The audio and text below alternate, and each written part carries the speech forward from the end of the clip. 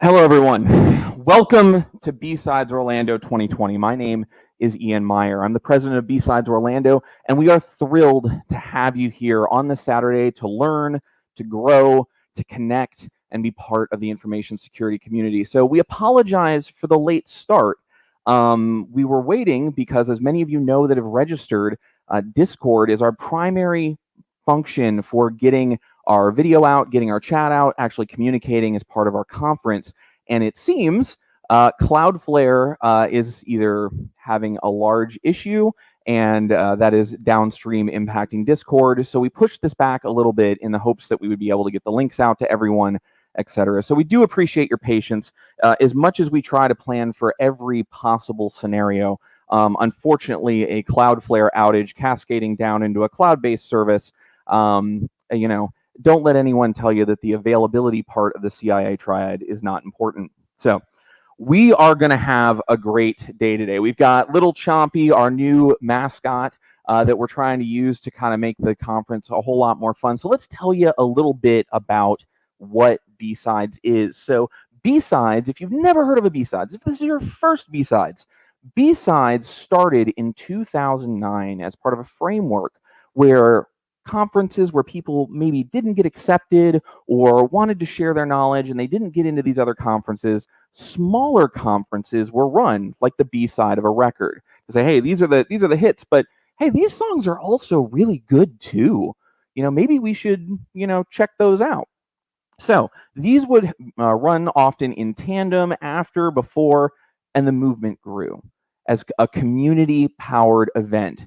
Everything you've seen here that's going to happen today, everything you're using, save maybe Cloudflare, is built by the volunteers and the staff. They do it out of passion and out of love, and now we are in our 8th year. So we're here actually at Full Sail University, but we are virtual. Full Sail's been an amazing partner for us, and we're using COVID-safe procedures. I am in a large, probably 1,500 square foot room with one other person who is quite a ways away from me. So we wanted to make sure that we would have the right internet access, the right everything, and Full Sail's been a great partner there while we do this virtual event.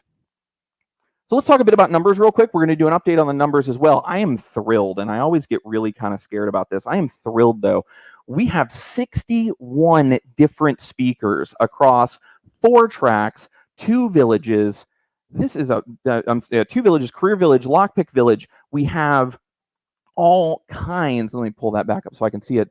We have all kinds of stuff. And when I logged in last night, and these are numbers as of last night, and Tabitha told me that they're still going up, we had 787 tickets with 519 people in Discord as of this morning. That is huge for a regionally based conference. And what I like to believe that says is that we bring something to you that makes you want to grow, that makes you want to connect with other people, that makes you feel like you are welcome. And we're going to talk about that a little bit more.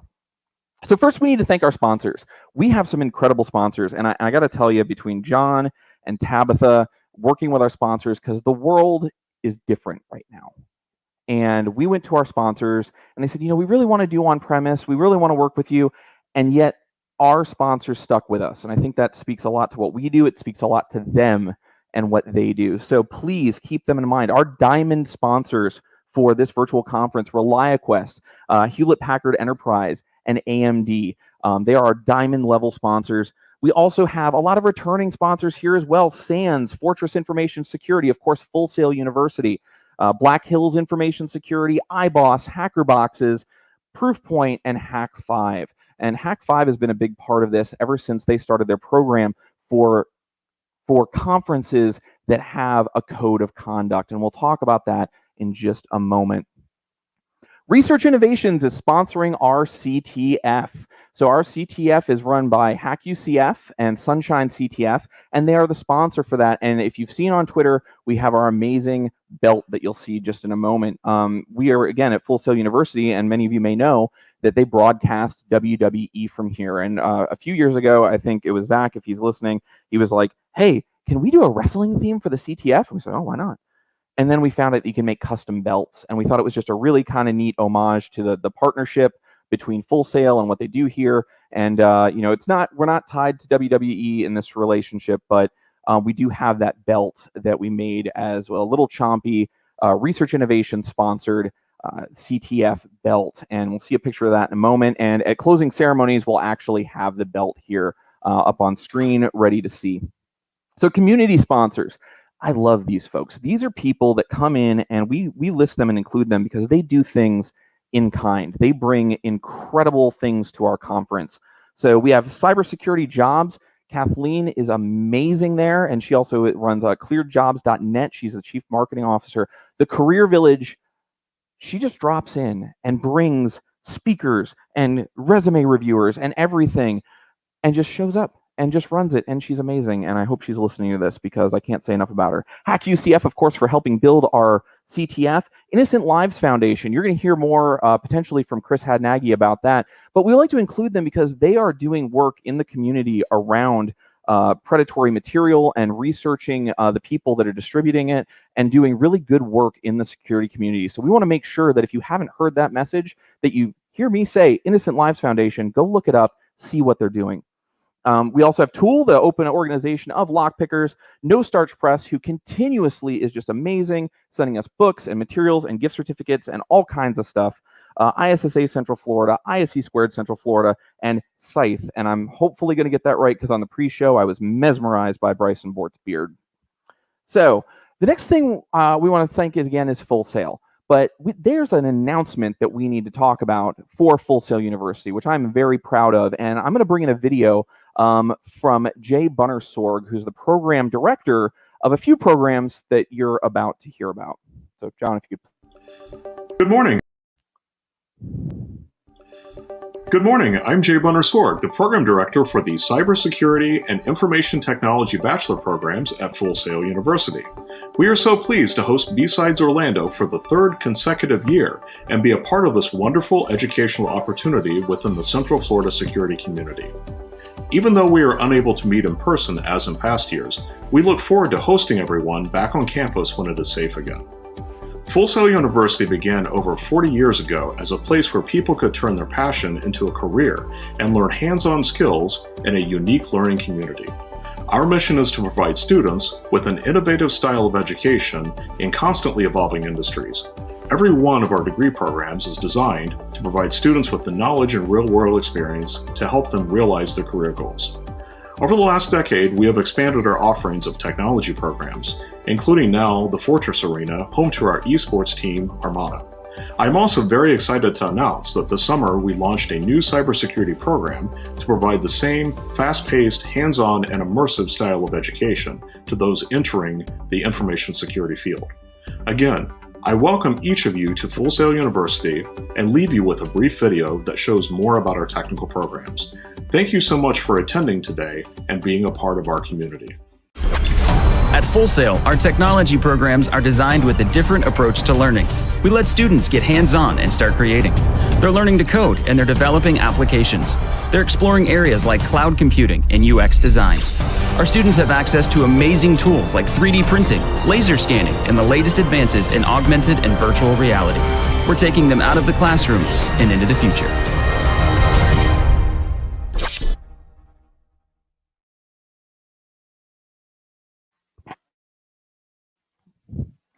So that was Jay Bunnersorg from Full Sail University, and I'm really excited about this program. And what he didn't mention is some of the individuals involved in Bsides Orlando are instructors in the cybersecurity program. So check out Full Sail's website. They've just launched this program. I'm actually going to be one of the people teaching you cryptography. So if you do like what you see and want to hear more, please do that. We love Full Sail and what they've done for us. So. Here's something last year. So state of the code of conduct. I like to be a little jovial. I do. And I got on stage and was trying to hype people up, and I'm in my fluffy boa because we were in the wrestling theme and Macho Man Randy Savage and all that. And we got a comment from someone and they said, listen, something as serious as a code of conduct, you really should be more serious. And although I think that as a conference, it's, we're doing everything we can to make sure that people feel welcome and included. That comment It's stuck in my head for a while. And you can ask the team that after. It's just like, that's all I can remember, because we are very proud of our code of conduct. So I want to take this moment to be very serious. We want to set the standard, not a standard, the standard for how people are treated when they come to a conference, for what they can expect, for how they are welcomed. And we believe with our code of conduct that we've done that. We're very proud of the fact that many other conferences are starting to use it. We see our code of conduct pop up on other Bsides, and that is great. That is the nature of Bsides. Let's share what we know. Let's be better together, right? So we're always doing continued improvement. There's always things we can improve. Those of you who are in Discord right now would know that we're so serious about this that you can see in the images there, you agree to it in Eventbrite. But hey, if you just click through it, it's okay. You might not have noticed. I get it. There's a lot of things. Thomas, who did incredible work in our Discord, hopefully it's back up so all you can use it. Not his fault, obviously, it's just a thing. With this happening, when you logged in, you had to go through and not only verify that you weren't a bot so we don't get a bunch of trolls, but you also had to agree to the code of conduct again. Because we wanted to make sure that people that might come in that aren't attendees, that might use the link, that go into LineCon, that they know that just by being part of our community, they need to follow the code of conduct. But that's not enough for us. So one of the things that we're going to be adding, and I'm hoping to announce it by the end of opening ceremonies, someone has tentatively accepted being an ombudsman, someone who will be a mediator outside of the staff, because we don't want to get inside of our own echo chamber. Someone that people can go to that is outside of our organization, that is trusted in the information security community, that people respect, and can take this directly to them. Now, we would hope that you would bring it to an issue to us to let us resolve it. And there's no current issues or anything going on that we're aware of. But we want to be ahead of it because we want to set the standard for how people are treated. So we are going to be establishing an office of the ombudsman. And at any time, if you feel that a policy is unfair, that something we're doing maybe didn't meet the standards that we set for ourselves, but you don't feel like you want to bring it to us, you can take it to the ombudsman. And they will work with you. They will talk you through the problem. They will find out what your concerns are and give us recommendations. And we will bind ourselves to look at and follow those recommendations with the idea that they're in that role because they understand the unique challenges of running a conference and the goals that we're trying to achieve for diversity, for inclusion, and making sure that we are bringing in as many people as we can with different perspectives into information security. So really the last part of that is no excuses. We want to hold ourselves to those standards. So we want to make sure that we are constantly improving. So you can check out our code of conduct on the website at bsidesorlando.org/COC. Call for papers. This continues that process. We are just, I keep using the word proud because I can't think of another word currently that really encompasses how I feel about the team and what we do here. This year, we established a fully blind CFP process. Because we sat down and said to ourselves, and I'll be fairly blunt about this comment, you hear a lot of conferences say, how do we get more women? How do we get more people of color? Well, let's just say, hey, you're a person of color. You are someone who is an underrepresented minority. Come speak at our conference.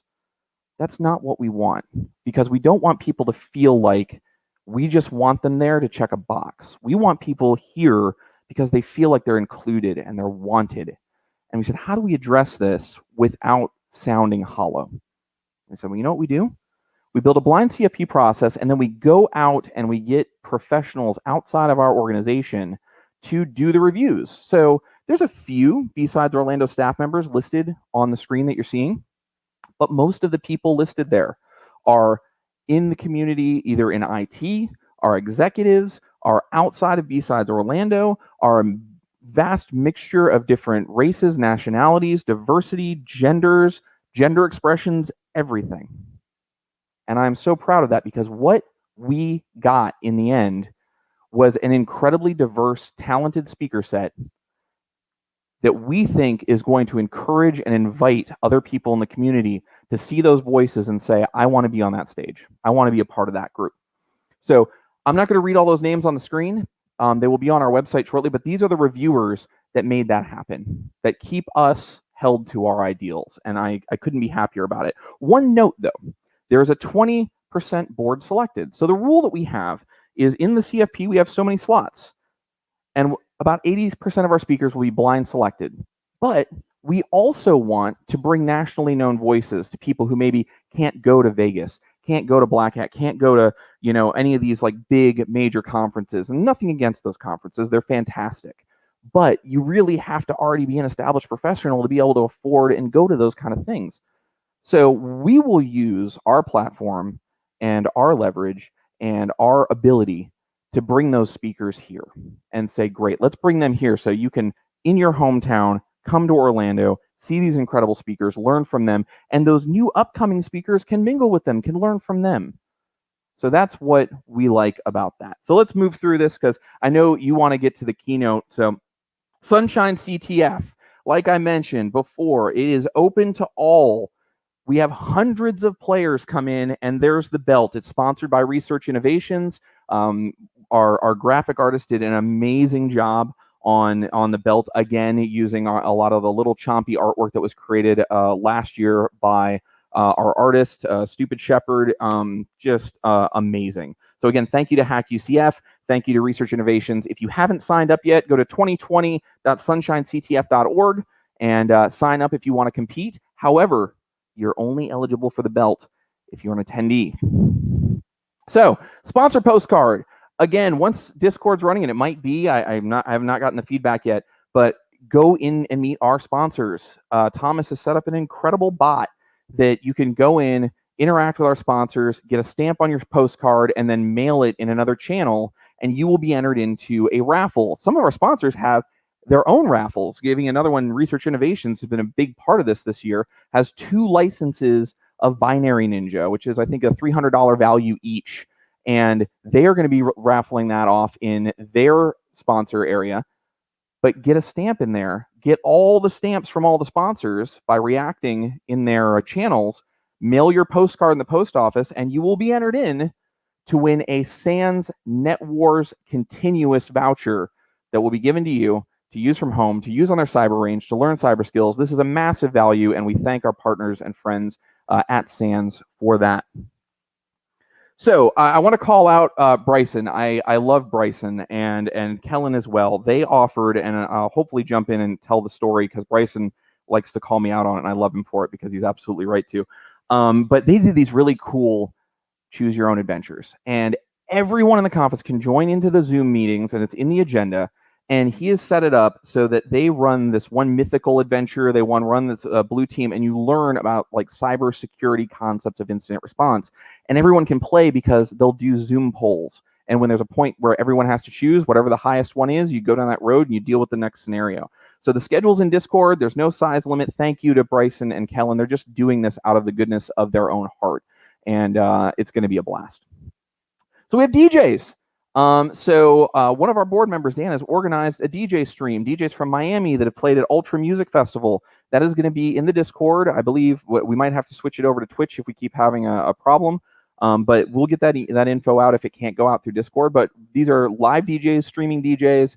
I believe it's going to be piped into Distraction Channel as well for Sunshine CTF. But yeah, we've got a music channel to check out live music, and we have a silent auction. So. Hack 5, Hacker Boxes, No Starch Press, they have got stuff in our silent auction. It is up on eBay. Some of you may be aware of some of the challenges that we had on Twitter. If not, go check out the Bsides Orlando Twitter. About 5 minutes ago, I received an email from eBay saying that the account has been reinstated and that we should have everything going. So as soon as I can get off of here, I'm going to go look and see if it is, and if we can get that into the channel. And if not, we'll try and get it up as quickly as possible. Unfortunately, like I said, I won't go into too much detail. Go check out our Twitter, Bsides ORL, and just look for tweets on eBay, and you'll know what's going on. So we have a Lockpick Village run by Tool Orlando. The Magician will be out there. And this Lockpick Village has got some talks in it. We had some contests, but they're now doing a few kind of open lockpicking things on camera. The one thing, though, that's not up there, and I don't want to spoil it if you haven't gone and checked, but I believe, and Dylan can run in here and yell at me if I'm wrong, but Deviant Olaf is a big draw. People always ask me every year, is Deviant going to be back? Is Deviant going to be back? And some people might have been disappointed because he wasn't on the schedule. And that wasn't, and he is a friend of the show, and we love him very deeply. It just, the timing and whatnot didn't work out, especially with what's going on globally. However, he will be joining for an Ask Me Anything panel. Ask Me Anything with, and forgive me, one of the other lock pickers that's going to be on there, that'll be run that you can just ask him anything about his job, interactive session. I think that's fantastic because a lot of people see Deviant's talks and are like, oh, this is amazing. I wish I could ask him this question. Now's the time. So there's going to be a couple other lock pickers in there as well, but I wanted to mention Deviant because people literally ask me, is Deviant going to be there? So resume review, Career Village, please go over and see Kathleen and the team. This is the same group of people that has worked on career villages at Bsides and other big conferences, and they're just incredible. They're going to be doing career coaching. They're going to be doing resume review. They're going to have talks. Check out Alyssa Miller's talk on going barista to cybersecurity and how to get there. So if this is your first conference and you're trying to get there, I can't thank them enough. I think the work that they do trying to get people into the industry and steer them and drive them and help them grow is the most important work we can do, bar none.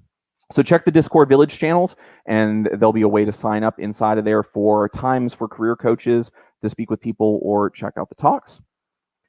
I haven't teased this much, and I'm very excited about it. So this might be the first time you're hearing about it. We have an after party. A lot of times saying, oh, but what about a virtual after party? What does that actually look like? Well, if any of you have been out to DEF CON, you might be familiar with Dana Kaki and Rando, who runs Whose Slide Is It Anyway? Now, I'm not bragging, but I've won that once at DEF CON. So I went to him and I said, hey, Rando, could you run a second order chaos stream where we do Whose Slide like was done at DEF CON? And he said, and he jumped right on it. He said, yeah, absolutely, man. What do you want? That sounds fun. And I said, I got an idea. What if we do a tournament of champions? I'll go on. We'll get other people who were champions who have won at DEF CON. So we're going to have 3 or 4 people that have won doing Whose Slide Is Anyway. If you're unfamiliar with it, we are given a set of slides. You do not know what's on the slides, and you must present them as if you are an expert in those slides. And the way we're doing it to do a little bit of good is through Second Order Chaos' stream and through their Twitter. You will be given a hashtag, or you can tweet at the Whose Slide Twitter. And for every $1 that you donate to EFF, so you just go in, donate, take a screenshot, block out your personal information. We're security people. But just, hey, this is the dollar amount, and this is what I sent, screenshot from the website. That's how many votes you get. And you will vote for one of the people that is competing. And whoever gets the most votes, Bsides Orlando will donate $200 to the charity of their choice. Well, specifically, and just for legal purposes, we will give them an award of $200, and they may choose what they will do with it. Because I want to be very clear as we work through donations and things like that. So with that said, 8 p.m., it will be on Second Order Chaos' stream. Last couple things here is the swag store. So we have a swag store. You should have gotten an email about it if you're a paid attendee. Hey, we wanted to still make sure you got swag. And feedback that we've gotten from multiple conferences is, hey, we don't like shirts. Could we do something different? Okay. I love stickers, or I love this. We said, well, why don't we take this opportunity to say, hey, why don't we just give you a credit for X amount of dollars, and you go pick out what you want, and you get it shipped to your door. So different colored T-shirts, different logos, different stickers, tumblers, blankets, all kinds of stuff. If you're VIP, you get more credits. If you're a regular attendee, you get, I think it's $22 because that covers shirt and shipping to your house, or a bunch of stickers, or you can buy more if you'd like. But do make sure that you order by November 14th. And this is something else I'm going to mention. This is a sticking point for us. We believe, and we did it last year on premise, we did it online this year, and we'll continue doing it. It's the little things that matter. It's the little things that make people feel included. And saying, hey, here's your unisex t-shirt that doesn't fit you, doesn't say I've thought about you. Saying, hey, here's a couple different blends of t-shirts, and oh, by the way, here is women's cuts, here's unisex, here's these different options to fit your body type, so that you feel like not only did we want you here, but you can see we want you here. So you need to order by November 14th, and then they'll print up all the shirts and send them out to you. So just in time for the holidays, whatever holiday you celebrate. So a couple things here. Discord, if we're back up here, when you're in the YouTube Live channels, YouTube Live is for questions, legitimate questions. Things like, hey, I wanted to ask the speaker about this comment. So you go into YouTube Live, you can make a comment. We'll be monitoring those in our streaming tool. If you just want to do memes and you want to just chat and just have a party while you're watching it, there are tracks in Discord that are the track 1 live lobbies. And while that is going on, whatever you're watching that track, you can get in there and joke around and have fun. Be polite, be cognizant of those kind of things. We do have moderators, but we want you to have fun. So Discord, fun memes and whatnot. YouTube Live, questions. Last couple things here. If you get stuck, I think I've said last couple things, I think 4 times. So info desk and help desk. So if you are in Discord and you just can't figure out what's going on, we've got Laz and his team over in the info desk. They can just answer questions. We've also got a ticketing system under Bsides, about Bsides, that says get help. And you can select what problem you're having. It opens a private channel between you and a volunteer or staff member, and you ask your question, they resolve it, it closes the ticket, so you know we're accountable to getting your problem solved for you. You'll notice accountability is kind of a big thing that we deal with here. So, last year, you may remember, I was on stage and I said, I want all of you to do 3 things. I want you to think about your health. I want you to think about empathy and community. This is the exact text that I had up there. I just copied and pasted it over. And I still want that, but I want to share something with you. We've got a lot going on. People are divided. We've been at home. There's a lot of challenges that we face here. And what I want you to remember is this hasn't changed. Health, empathy, and community. This is me. So 2020, my beginning of 2020 was a what they call a hyper something. Well, I can't even remember what it is anymore. And my heart was going to explode. Hypertensive crisis. The 183 over 119 is what doctors call bad, and that wasn't even the highest. It was over 200. I was literally just walking around like I am now, and I started to not feel good. Why do I share this with you? Why do I talk about this? I talk about this because I want you to take care of yourself. I don't want you to be like me. And I also want you to see that even though I'm standing here running around doing the things that I do, you need to take care of yourself. And I want you to take care of yourself. Make sure that if you've been home, get some exercise, get outside, get some fresh air, put your mask on, be safe. But make sure that you're not getting buried in what's going on, because we need you. We need you to be healthy. We need you to be strong. We need you in this community. I share this because if you're saying, I don't need to go to the hospital, I don't need to go to a therapist, I don't need medication, because what will people think? I want you to think of me, and I'm telling you, I go to a therapist, I went to the hospital, I got help when I needed it, and you are not weak, and that is not a problem, and that is a human condition, and we need everyone to do that. So that's the message I want to leave you with. Make sure that you are taking care of yourself, because you cannot take care of the community if you're not taking care of yourself.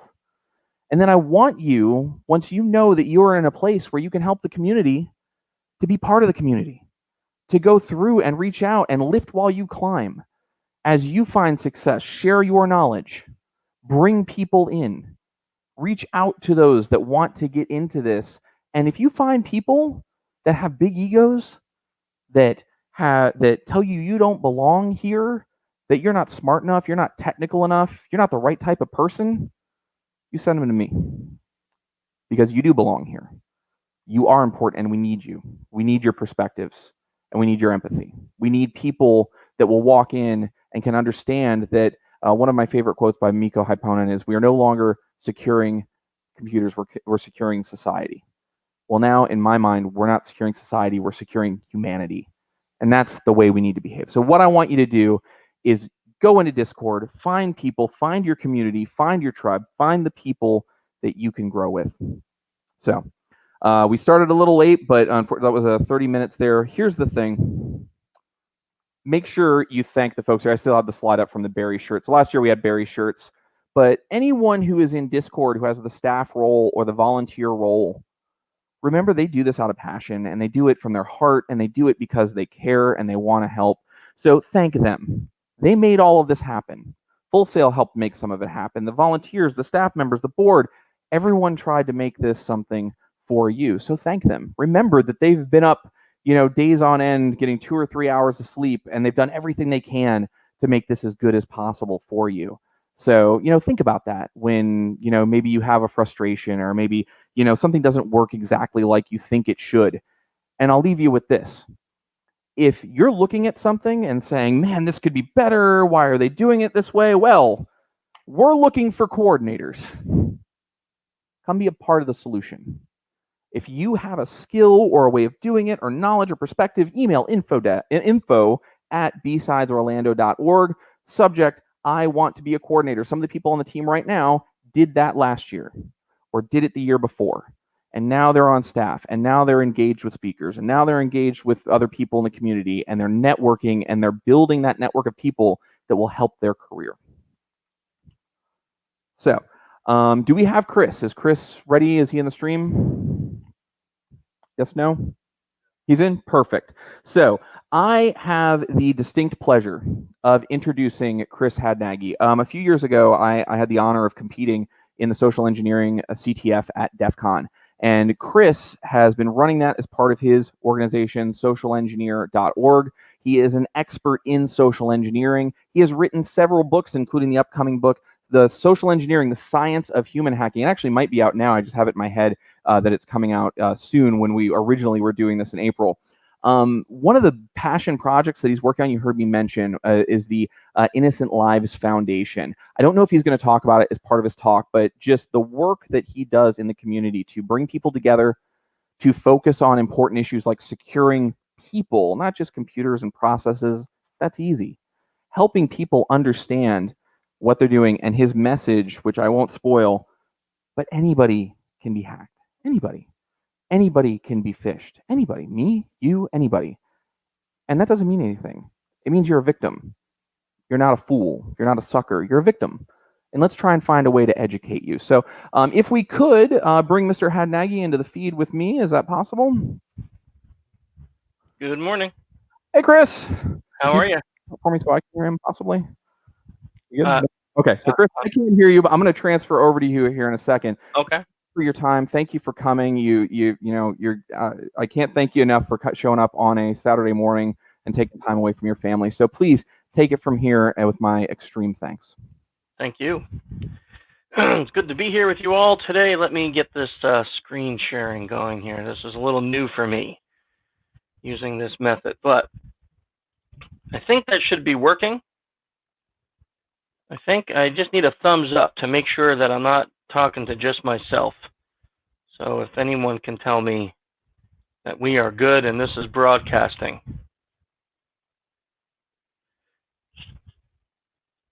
I am sad. Actually, I think I could see it in the chat. Okay, yep, good. I just went and checked out the YouTube, and I can see it. Okay, so thank you all for coming also on a Saturday morning. I know we had some technical issues this morning, but it can't be helped in the internet age when we're all stuck at home. There's always going to be some kind of tech issue. But I'm happy to be here with you today talking about a topic that is something I'm really, really passionate about. Ian mentioned some things, but I just kind of want to go through a little bit about why I would be here to talk about this topic and why this topic is something that's so important to me. I have written 4 books. There is a 5th one coming out. The Science of Human Hacking that you saw on the screen there came out a little bit ago, but I have a new one coming out January 5th that is not for, I mean, it's not that it's not for the security industry. It's just not geared towards security. It's about how to use these skills in everyday life. And I will talk a little bit about the Innocent Lives Foundation today also.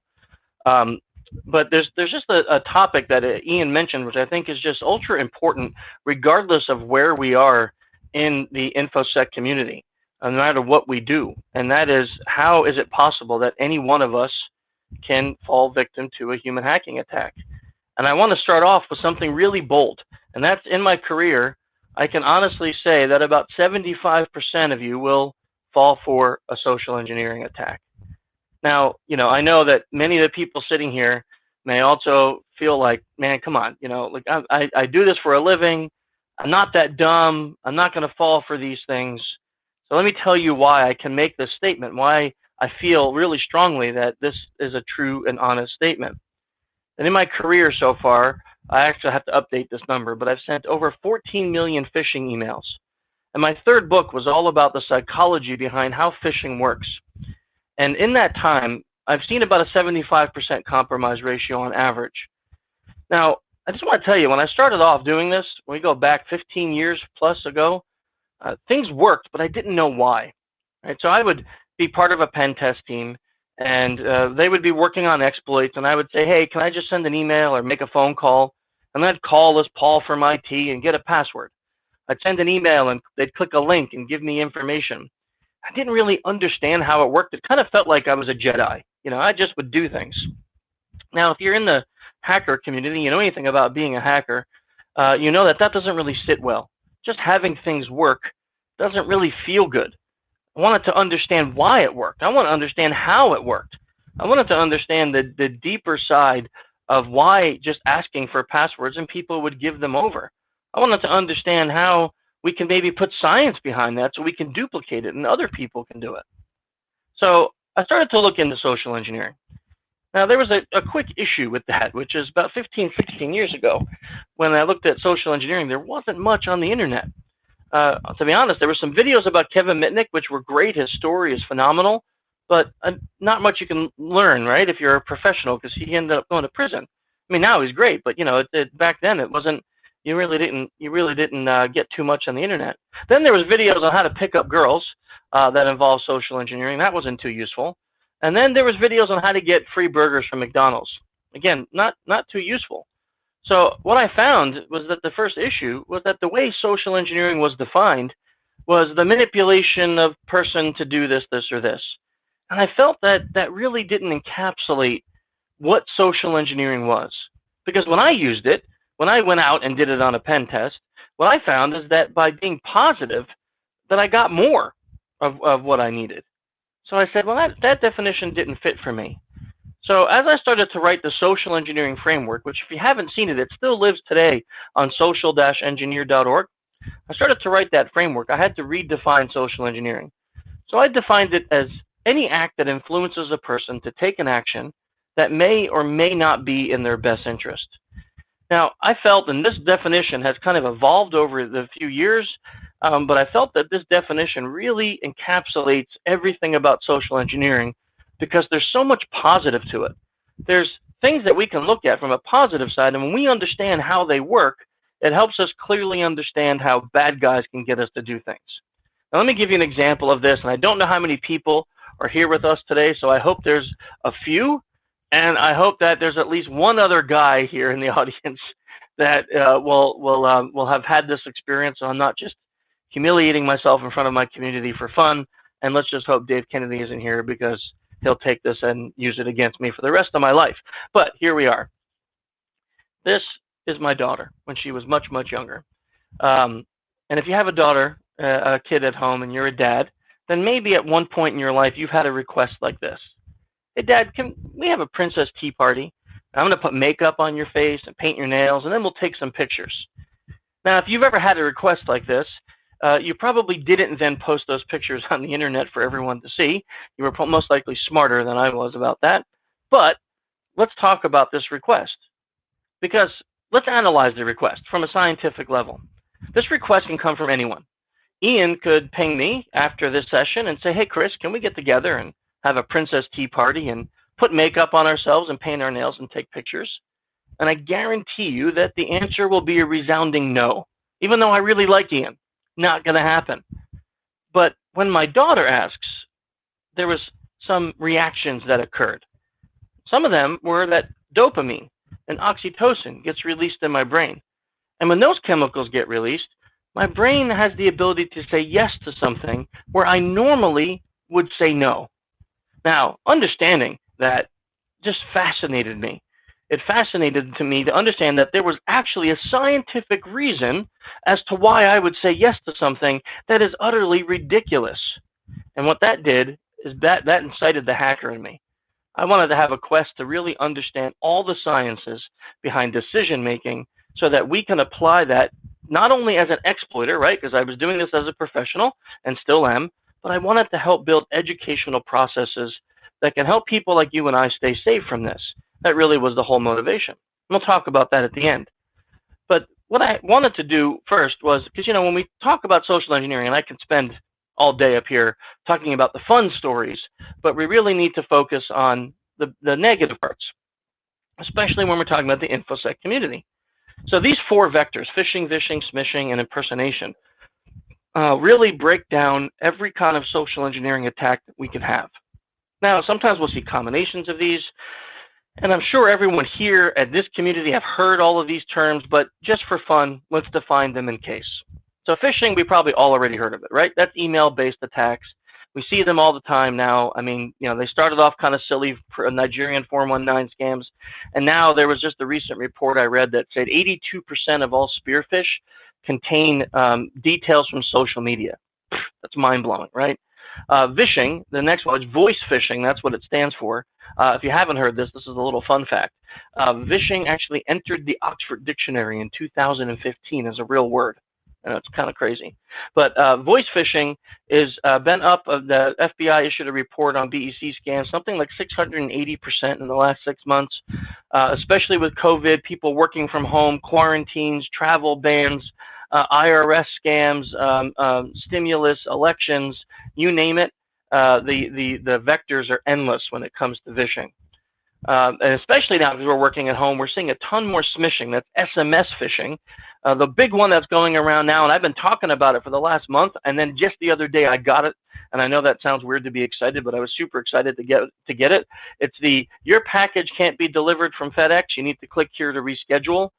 And there was actually a smishing exploit last year that was specifically targeted towards Android phones, that if the person installed the program upon the click, it allowed the phone to be used as a remote access point. That's a little scary if you think about that. And then last but not least is impersonation. Used to always focus on impersonation being like when you're sitting at the office and you look out and you see someone that doesn't belong. But now let's talk about impersonation in the sense of things like LinkedIn impersonation. We're seeing a huge increase in that. People approaching you like a headhunter, offering you a job. People approaching you like a fellow employee if you work for a large company, or a reporter wanting to interview you, and all of this to get information from you so they can use it for other attacks. So we're seeing these 4 vectors and many different themes across these vectors that are kind of applying, and even a little more nerve-wracking is that we're seeing combinations of these attacks, where maybe you get a call, and as you're on the phone, they say, we're going to send an email, and they send it to you, and these combination attacks are really becoming very, very successful. To the tune of, I think it was Toyota, what did we just read, $34 million? They transferred with 3 transfers, 3 phone calls, 2 phone calls, something like that, just to completely nuts when you think about it. Now, I can spend hours talking about the science behind these things, but what I want to do is focus on 3 different scientific studies that can really help us to understand human hacking, and then we'll make application to it at the end. Okay, so the first one is done by Dr. Paul Ekman.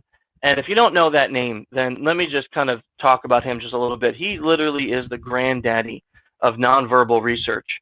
He's been doing research into nonverbals and something called microfacial expressions since the 60s.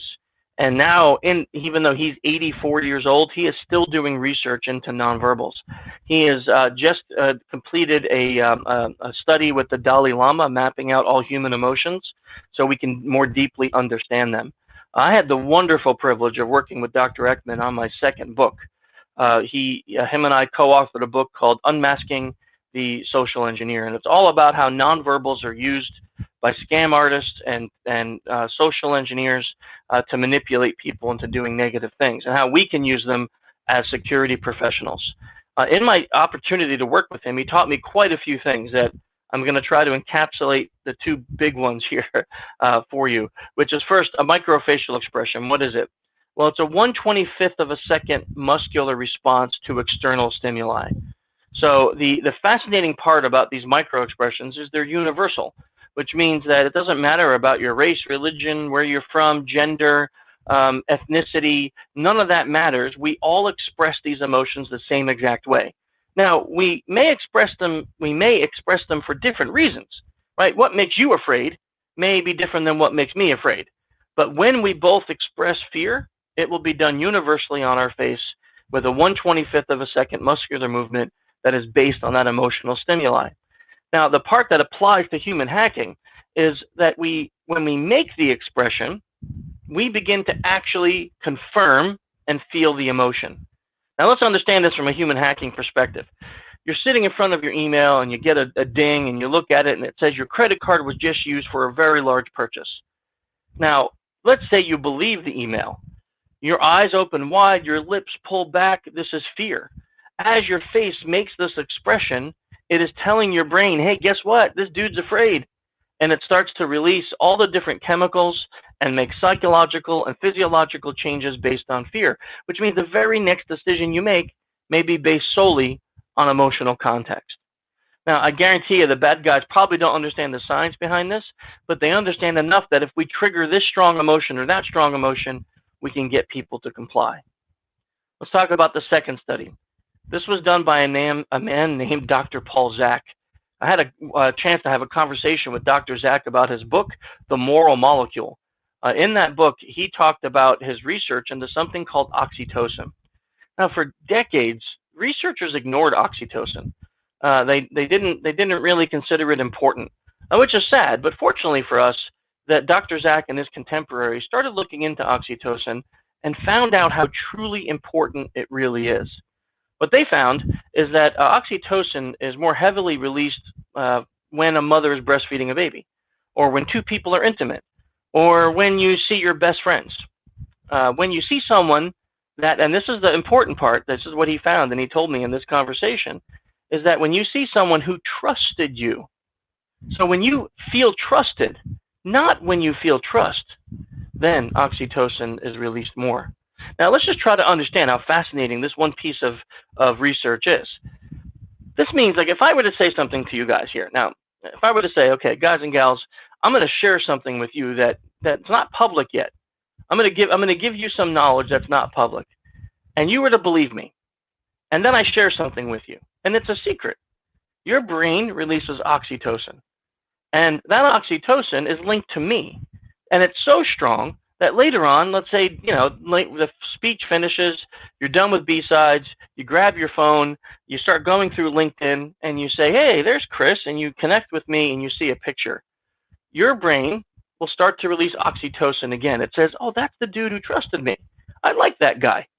And it starts to release oxytocin, and I'm your deliverer, which means that if at that moment in time, when you hear my voice, or I call you, or I email you, you will more than likely comply with the request because of that relationship that we've built. It's quite a fascinating piece of science when we think about it. And again, I don't think the bad guys understand it, but they certainly know that if they can build trust and rapport with you, that they can return to a person as a target over and over and over again. A great example of that's what happened with Toyota, is that person who called got that one AR person, the transfer, I think it was $16 million. Then they called back the next day and did another transfer for another $16 million, ending up in a $34 million loss for Toyota because they found someone that they built a relationship with. Truly fascinating. Let's talk about our third and final part of research. This was done by a man named Dr. Daniel Goleman. Dr. Goleman did research into something called the amygdala. And in his book, which is Emotional Intelligence, it's a phenomenal book if you haven't read it, he talks about a phrase that he coined called amygdala hijacking. Now, our amygdala, because we have two of them, are just small walnut-sized pieces of gray matter in the brain. And the amygdala's whole purpose in our body is to take all external stimuli. So you see, smell, hear, feel, taste something, and it takes all of that stimuli in, and it creates physiological and psychological change before the brain has a chance to catch up. Now, I know that's a lot to take in, but let me give you an example of how this would work. Let's say that you're deathly afraid of snakes. Let's say you hate them. You think about them and you're afraid. Later on today, you're walking outside in your yard, and out of the corner of your eye, you see what you perceive to be a snake. What do? Right? You reel back, your eyes open wide, your lips pull back, your hands come up, because what has happened? Your amygdala triggered a response that said fear. your brain knows you're afraid of this, and your amygdala says, oh, I know he's afraid of these, so it does something. By opening up your eyes, it allows you to take in your surroundings.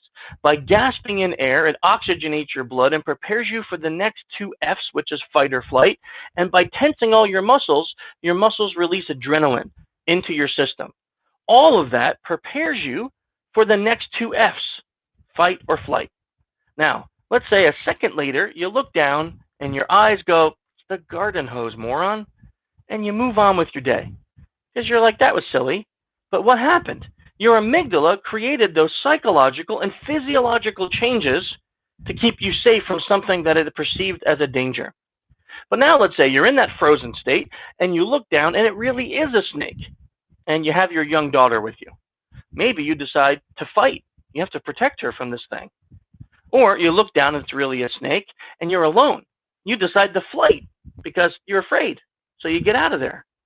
Either way, your amygdala helped create those changes so your brain and body are ready for its very next action that it needs to protect you. Now, why should this fascinate us from a human hacking perspective? When Dr. Goleman did his research, he used something called an fMRI helmet. That's just basically a helmet that goes on people's heads that has sensors that tell the researchers what parts of the brain are lit up and triggered during certain events.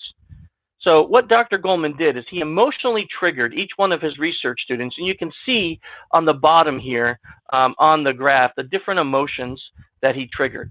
Then right after triggering that emotion, he gave them math problems to solve.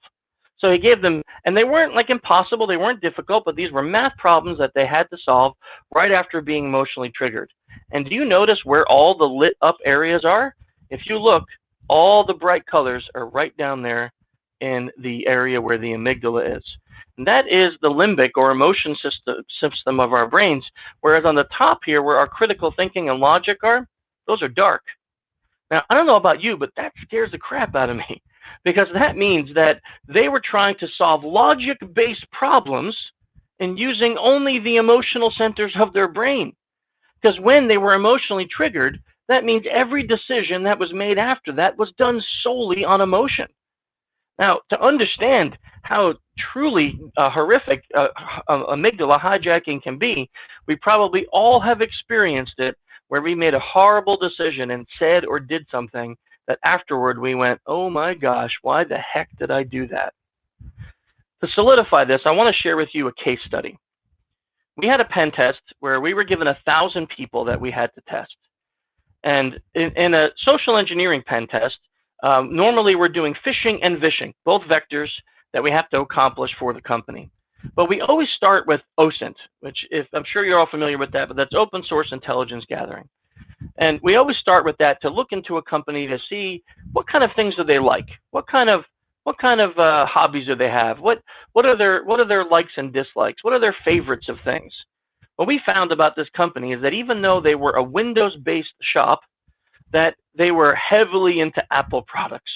They had drank the Kool-Aid to the point that they even had a Facebook group that allowed all of these employees to go into the Facebook group and talk about the brand new Apple products. They were in there talking about the new iPhone, talking about this or that, and they connected about that. So we decided to go buy a domain. And let's just say it was something like updates-company.com. And from that domain, we sent out a phishing email to 1,000 people that said we had 10 brand new iPhones. And we wanted to raffle them off. But we didn't know how to raffle them right. So to do it, what we wanted was go to this web page with a link and enter your information, which was name, phone number, email, and your domain credentials, your username and password for your login. So we sent that out to 1,000 people. Can you take a guess at how many actually filled out that whole form? 75%.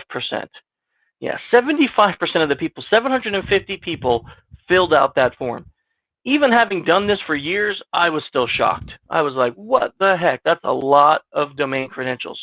So we had thought we had won. So we started doing some vishing calls to try to get some remote access, and I'm making calls, and things aren't working. But I'm like, okay, well, we got 750, so let's keep going. And I get one nice young man who on the phone says, because I was saying I was Paul from IT, he says, hey, Paul, I just got your email and I changed my password, so I'm all good. Now, thankfully for him, he gave me just what I needed. He told me that IT did everything right. They heard about a phishing scam. They sent an email out to the whole company that said, if you clicked on this, go change your password really quick. They did it right. And a lot of people were then going to go comply. So we thought, okay, out of the 750, maybe there'll be a few that still work, but I want better numbers than that.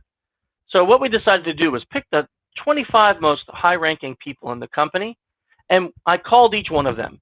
And I told them that I was Paul from IT and that we're congratulate them on changing their password, but there's a virus on their machine due to that phish that they clicked.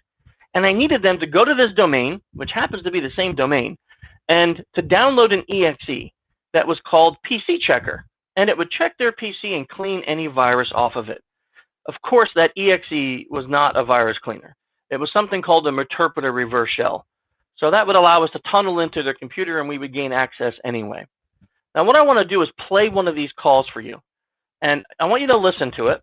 And then when you do, I want you to think about, really honestly, with yourself, you don't have to say anything. Would you fall for this? Okay, now, just bear with me because there's a method to sharing audio here with this stream thing. And I think I have it right. I think. Let's see. Share, Chrome tab, yes. Nope, hang on. I didn't click the share audio button. Let me come back here. Share screen, yes. Chrome tab there, share audio, perfect. Okay, now if you can, I'm going to press play, and then if you can just tell me in the YouTube if you're hearing the audio, that would be great. You did your password change? Yes, I did. Okay, excellent. Just wanted to tell you that was really good. That's the way it should have been handled. Okay, yeah. As soon as we realized it, two of us jumped right on it. Okay, so there was another guy in your team that also? Yeah, I think it was JR. JR, okay. I'm just going to write down. I'll be talking to him later on. So just to follow up what we're doing, are you on the VPN right now? You're on your work machine? Yes. Okay, I'm going to give you an internal address. It's an FTP site that we set up for the employees. You can go there. You can see there's one file there that you'll be able to download, and it will just clean up any residual mess from that website. Okay. So if you're at your machine, just open up a browser, and I'll give you the address. Type in FTP. FTP?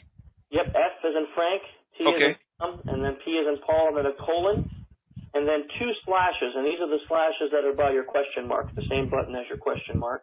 Gotcha, FTP, okay. And then the word is update, dash, and the dash is like the minus sign. Gotcha. .com. Okay. And when you go there, it should open up, it should say index of, and it should have one file. There's a file called PC Checker. Okay, you know it's here. Okay, double click on that. Yeah, click on that. Okay. And it should download. Okay. Or it should ask you if you want to run or save. Yep, click run. Okay.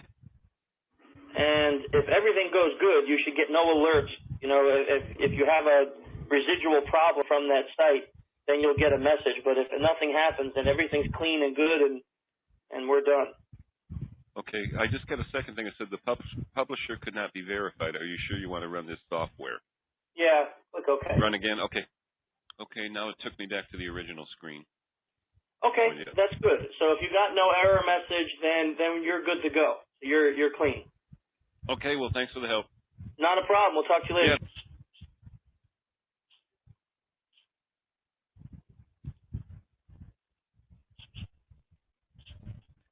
Okay, just getting back to the sharing. I think I did it right. Did I? Okay, good. So hopefully you all heard that whole call, and you did what I asked, which is you kind of went through and you thought, does that sound reasonable? Because sometimes when we hear things like this, when we hear attacks like this, our industry is guilty of using phrases like this. There's no patch for human stupidity. Heck, I even own a t-shirt with that on it. But let me tell you why I think that phrase is really wrong, and it can even be damaging for our community.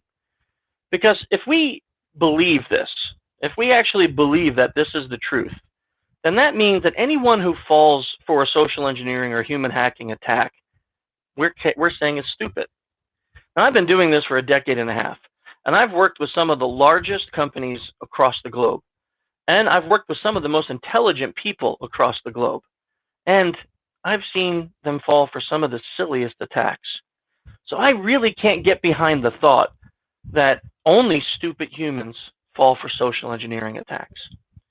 And to kind of solidify that, I'm going to again give you another really embarrassing story, which I just hope Dave is not in the audience, because then I'll never hear the end of this one either. But here it goes. Before I do, though, I want to remind you of two really great things. I sent 14 million phishing emails, and I wrote a book on the psychology of phishing, but I fell for an actual fish. I really did. See, I'm an Amazon junkie. Like, I'm literally one of those guys, like, let's say pre-COVID, I'd be out at the store with my wife, and I have the app, Amazon app open, and I'm like, oh, yeah, 2-day shipping. And she's like, you're a moron. You can buy it right here. And I'm like, yeah, but Amazon. I mean, literally, there's probably like a string of Amazon trucks outside just dropping boxes off. I'm always ordering things on Amazon. Well, I was heading out for DEF CON in Vegas, and I had ordered all of this stuff on Amazon to go directly to the hotel. And I'm packing my office up, trying to get to the airport. Things are a mess, like they always are. And I'm getting a ton of stuff into boxes and suitcases. And I get an email that says one of my recent orders will not be shipped due to a declined credit card. 14 million phishing emails, folks. I tell every client I've worked with, when you get an email like that, you never click it. You don't even copy the link and paste it. You open up a browser, you go to Amazon.com, you log in, you check your orders, bam, you're done. But what did I do? Not thinking, I clicked that dang link. It opened up an Amazon login page. It looked identical. Now, I use a password manager, so I normally don't have my password saved, obviously, but I have my username saved. So I put my cursor in the password box to let it do its job, and I noticed that my username wasn't there. I said, that's weird. So I looked up at the URL bar, and I saw something.ru. And I'm like, dang it, the Russians got me. You know, so I do what every normal security person does. I wipe my computer, I burn my house down, and I move my family to an undisclosed location. I didn't do any of that, but that's what I wanted to do. What I did do is go tell my COO what a moron I was and say, let's never tell anyone this story. And he's like, heck no, you got to go tell everybody this story, because there's a key lesson here. And he's right, and this is the key lesson. With the right emotional trigger, at the right emotional time, any person can fall for a human hacking attack, even a guy who sent 14 million phishing emails and wrote a book about the psychology of it. And that is how powerful understanding human hacking skills are. Now, before I get into other applications, I want to talk about what do you do now with this? Because if we're all susceptible, how do we stay safe? Well, there's one key tip. Yep, okay, I said that right. My tongue was twisted. One key tip that Daniel Goleman gave us in his research. He basically took those research students, I told you, with the fMRI helmet, emotionally triggered them, gave them math problems, but when he gave them one thing, they were able to return to using logic centers. Can you guess what it is? Time. As long as he gave them somewhere between 15 and 30 seconds, a short period of time, they were able to return to using logic centers over emotion. Now let's think about that in my case. If I had taken a minute to open a browser, and not even a minute, it was like 10 seconds to open a browser and to go to smile.amazon.com and log in, I would have seen that the order wasn't real. If I had taken 5 seconds to read the email, I would have seen that it was for a George Foreman grill and some Lee press-on nails, and I would have not fallen for it. If I had just taken a few seconds for either one of those actions, I would not have had the embarrassing story to share with you. But I didn't take those. So here's the fix, is that when you are feeling emotionally triggered during a conversation, a text message, an email, an in-person engagement, that's a great moment for you to take a step back, take a few breaths, take some time, and apply this counsel. Now let's talk about how we can use these 3 scientific studies in different applications throughout our life. Okay, and I think this would be a great ending before we get to Q&A. First, let's talk about using human hacking skills as a normal everyday person. So not a security person, not in pen testing, just let's talk about it as an everyday person. Understanding how we can emotionally trigger someone. Understanding how we communicate on a daily basis. Ian talked about it in his opening comments. Understanding how strong of a link empathy creates between two people. That we can actually have the ability to release something as wonderful as dopamine and oxytocin in another person. That's a gift. That's a gift for somebody. To do that, as opposed to doing what we see so often on the internet today, which is attacking and arguing and fighting and cutting down because we don't agree with someone's stance on any of their belief systems. When we think about how divided this world is right now, when we think about how difficult it is to just have a conversation with people who don't agree with us, that difficulty creates a situation where emotionally triggering seems to be the state that every person is in, on Twitter at least. And the arguments get brutal, they get personal, they get really divisive, and they separate whole communities, they separate whole peoples, they separate the world more than just what borders do. So as a normal person, everyday person, we can't, I can go out and say, I want to change the whole world. You could say that. That's not my job. My job is not to ensure that you use these skills properly. My job is to make sure that myself and my family does. And if each one of us were to do that, then we can make an effective change around us, regardless of what other people do. Now, are we perfect at it? Heck no. Man, you know, I'm a very direct, strong communicator, and there are times where my emotions get the best of me and I say and do things I definitely regret a moment later. But then this is where human hacking skills come in. Even though I may mess up and I may say something mean, rude, and horrible, what can I do to really, again, release that dopamine, release that oxytocin? How about a sincere apology? See, these simple things that come in human hacking, they actually can change the way that we communicate with so many people. Okay, now let's talk about the next way we can apply this. How about a pen tester, as a pen tester? You know, I'm going to talk a little bit about our code of ethics. So on social-engineer.org, that site, it wasn't a plan of mine, but I'm so happy this has happened. That site became the go-to site for a framework centered on social engineering.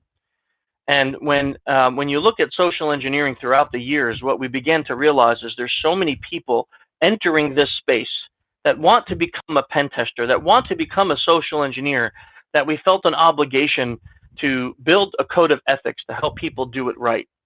Because, you know, it's interesting. When you start social engineering, the same chemicals that get released in your targets if you do it right get released in you, and that feels good. Man, I always feel great when I break into a building and I don't get caught. When I send a phishing email that I worked really hard on and they click on it. When I make a phone call and I get a password, that feels great. Listening to that call that I did so many years ago, every time I hear that call, I get another release of dopamine because I'm like, dang, that was a great call. All of that works on us. And what that can make us do is stop taking the empathy track when we talk to people and really focus just on what I need. I need that dopamine drip, so I'm going to treat people poorly because I need to win. And winning isn't always what's important in this industry. Focusing on how we can make our companies that we work with the most secure possible while leaving people feeling better for having met us has proven to lead me into a career that I've thoroughly enjoyed for over a decade now. And I have a company that is filled with people with the same mindset, and I love working with each one of them. And we get to work with clients that really enjoy working with us. I have clients that are with us, my oldest client, 11 years now. I have ones that are with us 5, 6, 7 years because we employ these principles of leaving them feeling better for having met you. So as a pen tester, I implore you to learn about the sciences behind how we make decisions, but then to use them in a way that is ethical and moral, and you'll find that you'll have an unending career and you'll be happy with what you do. And then the last thing I'll talk about in applying these is what we do with ILF. And you might think, well, how do we use these skills with ILF?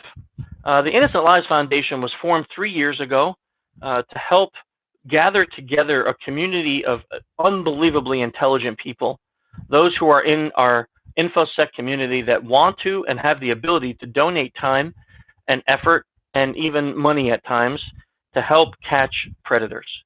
Now, before you think that it's some kind of vigilante group where we go out and hack servers and do things, that's not it at all. Our end goal is not to be one of those silly videos on YouTube where we catch some guy at a McDonald's meeting a 13-year-old. Those things don't do anything. If you actually watch those videos, at the end, what happens? The guy gets in his car and he drives away. Have you ever read of an arrest because of one of those videos? No. All those people do is arm the bad guy with knowledge. It's really a waste of time and actually a detriment to this type of work. What we do is we work closely with law enforcement. We contact law enforcement agencies to help them with cases that they can't solve, or they contact us and we work on giving them details that they need to effect an arrest. So if they can't locate a person because he's hiding on the internet or he's using dark web addresses, then we will go and unmask that person in legal ways so they can go get a warrant and arrest that person. The talent of the people that work with ILF are just amazing, and we use these skills that we talked about today each and every day to keep ourselves healthy mentally, but also to catch these predators and save kids from the horrors of being groomed and being preyed upon and being trafficked. Just in the last 5 or so years, there has been an increase of millions, tens of millions of child pornographic images on the internet each year that are the reported ones. And now, since COVID has occurred, we have seen a massive increase in online grooming, teen and preteen sexting, and child exploitation. So these skills can be used to help save the next generation from the problems that are existing out there on the internet. When you analyze and look at the skills that exist in human hacking and social engineering, really, if you apply it with the code of ethics that you can find on the social-engineer.org site, you can really have an unbelievable, fulfilling life and a fulfilling career that helps you do some really cool things, but also leaves you feeling better every day. Now, I think, yep, that's it. We have some Q&A time. I think I left about 20 minutes for Q&A, and I will go over to the YouTube channel, or maybe they're in Discord. I'm not even sure where they're at, but we'll. We do. Thank you, Chris, for coming and doing this. I know on a Saturday morning, there's lots of things that you could be doing, and you choose to share your time with us. So thank you. I'm in the YouTube channel. Does anyone have questions for Chris? If while those questions are coming in, just a few notes real quick. Some of the things that Chris had mentioned is his books. Please go check him out on Amazon. You can find him under Chris Hadnagy and all his new books there. We had hoped if we were doing on-premise, we were going to do some book signings, and then we were going to try and ship some things, and logistics kind of got in the way. Yeah. We're definitely going to do those kind of things in the future, but you can definitely go on Amazon and support him in what he does. The other thing that he mentioned up there is Innocent Lives Foundation, and we'll put those inside of there. Please go check that out. I've met with his team, and what they're doing is just incredible work. And I don't know if you plugged it before, Chris, but you've got your own conference. Yeah, I didn't plug it. No, I'm terrible at that. Oh yeah, so the Human Hacking Conference, everything that Chris just talked about. So March 11th through 13th of next year. Hopefully, we'll be back on track to see each other and socially engineer each other and hijack people to mixes and all kinds. I'll give you the thing that I said in the speech, which is a non-public secret that we're about to go public with. It's gonna be moved to virtual because of COVID.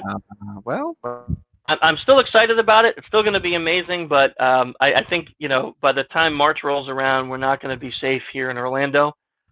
So, did I lose you?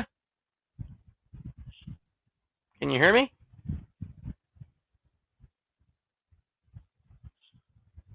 Can you hear me?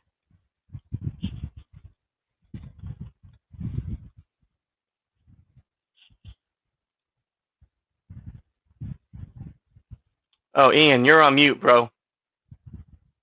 Ian, you're muted.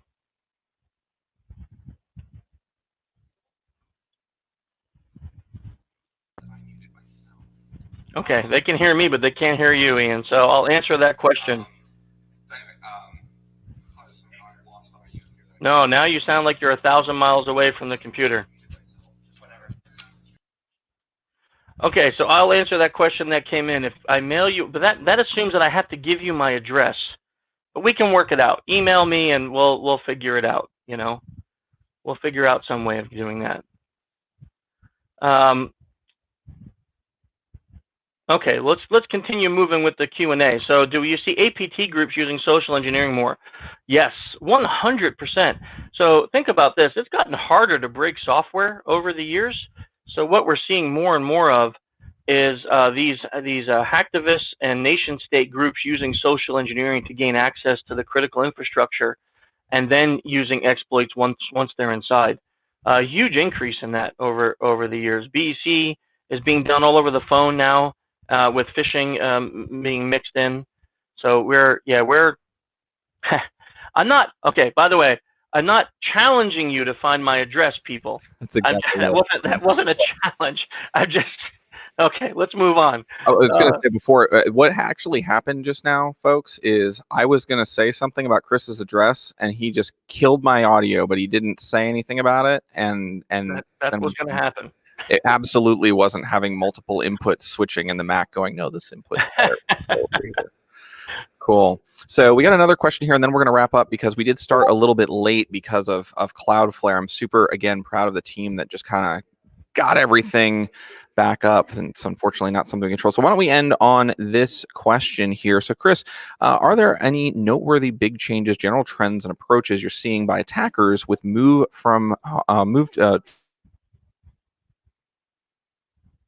And we lost your audio again. But I could see the question there, so I will answer it. Ian is gone once again. Hopefully you can hear me. Okay, so yeah, as a matter of fact, since the move from home, work from home movement has started, we've seen a lot of different smishing and phishing attacks that look like they're coming from your IT or HR. So I've seen a number of smishing attacks going against larger companies where they're like, hey, this is, you know, Paul from IT. I need you to install this VPN on your phone before you access the corporate network, or sending an email saying, look, we're getting you set up on a secure system. Can you please, you know, email us back with these details? And we're seeing a lot of people falling for those, sadly, because it looks legit. So think about this. In America, at least right now, the major concerns are everyone's working from home. There's promised government stimulus packages to help those who have lost employment. And we are all on the internet way more than we were before, because that's how we're running meetings, we're entertaining, we're visiting friends, we're visiting family, all of that's happening. Those things compounded means that the attack surface for the bad guys is much, much larger. So yes, we're seeing an increase in work from home attacks, and we probably will through until, you know, we get some handle on COVID and start returning to normal. And I don't mean returning to normal just because they say we can go out.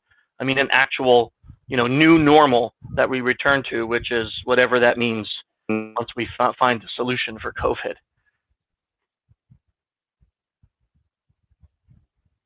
My audio, this is going to be fun today until I figure out this. Oh, and you're gone again. For some reason, and I have to keep automatically unmuting it. So I think it has something to do with the Crestron we have set up in here. So with that said, Chris, thank you for your time. Thank you for sharing your knowledge. We're going to bring Newar into the stream here. Chris, if you do have time, I know you're... I lost you, man. If not, if you do have... I couldn't hear the request. I'm so sorry. Me. That is okay.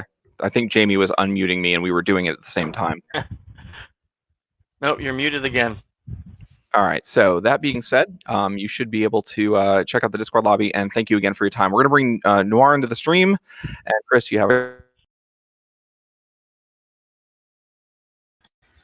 Now I also need to unmute myself. Hopefully it doesn't happen to me. I use a Mac too.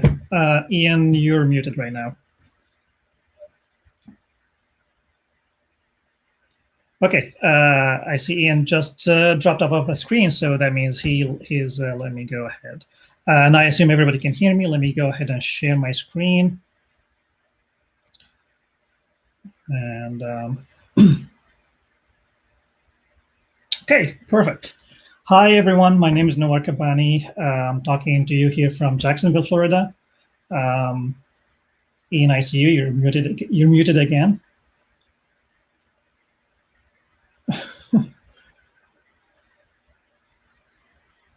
Okay, I'll go ahead. I can't hear you. I can't hear you. I see the mute icon next to your name.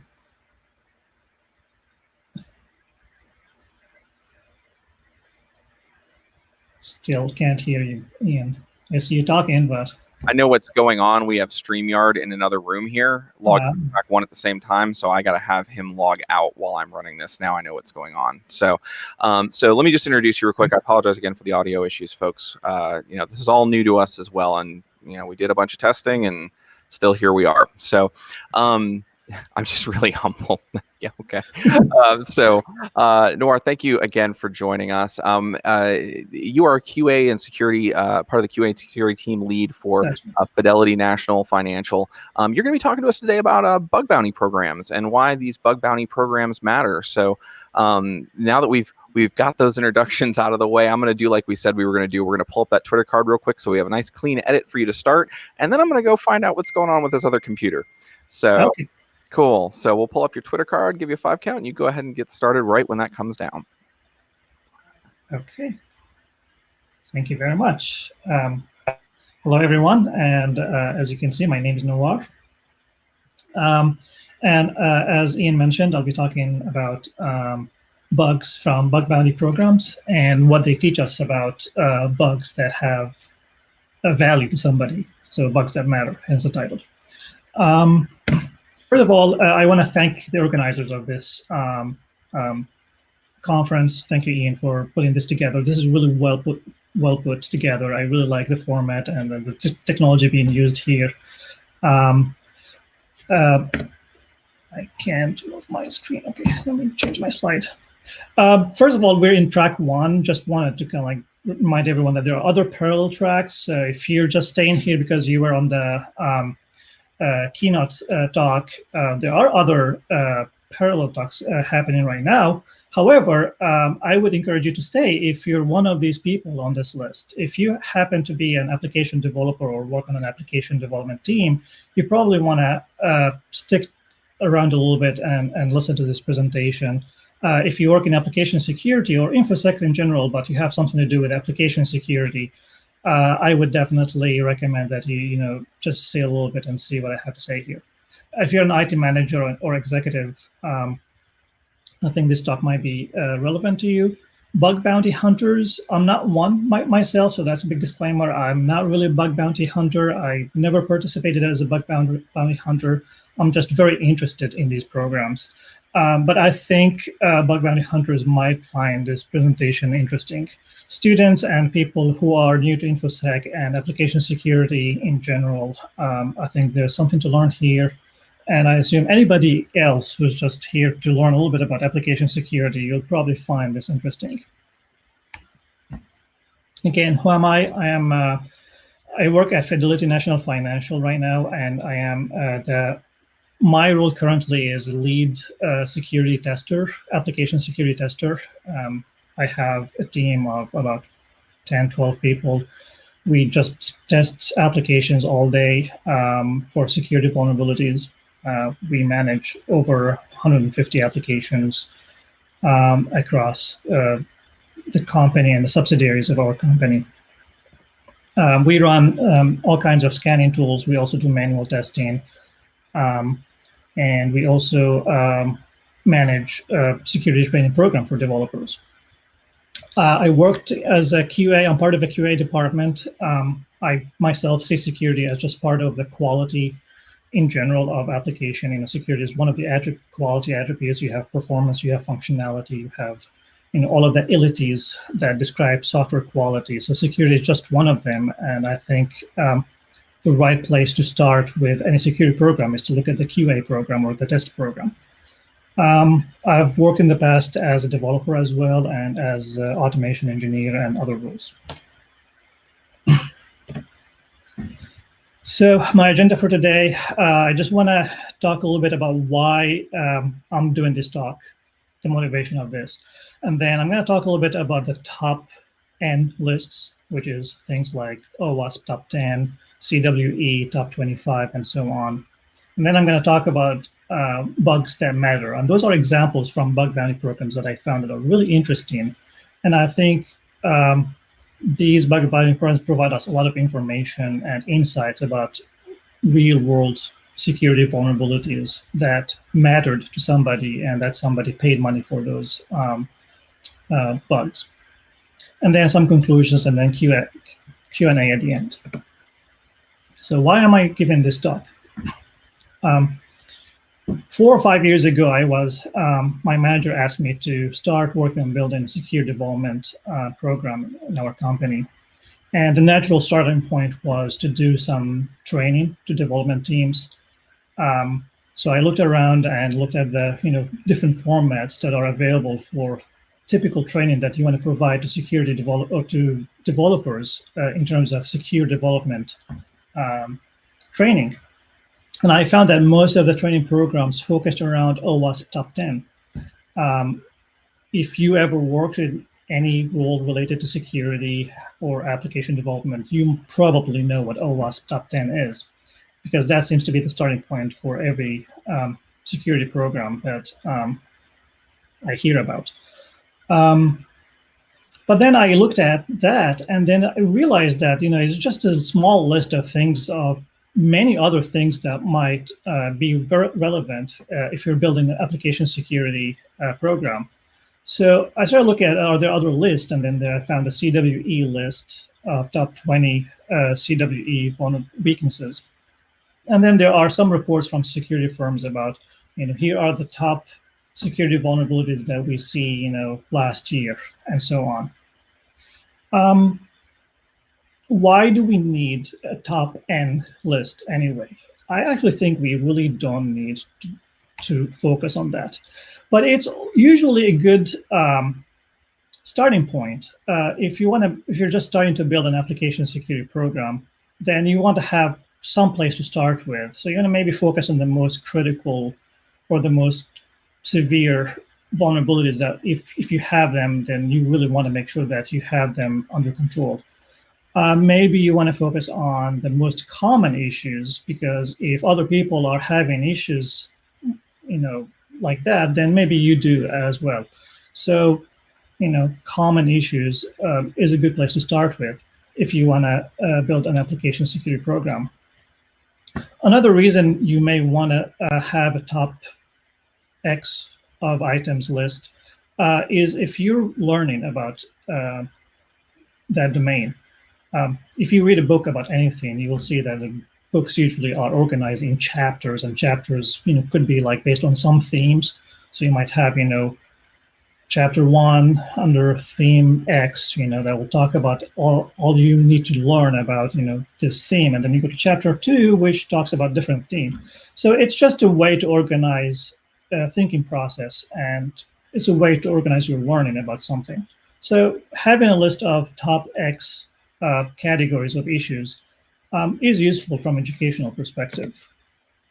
You may also want to have kind of like a view of where your risks at. So you may want to categorize your issues, and once you start building your application security program, you probably want to see, okay, where are your most common vulnerabilities are, and then maybe spend some time and effort and money to educate developers to make sure that those areas where you see most of your vulnerabilities are covered.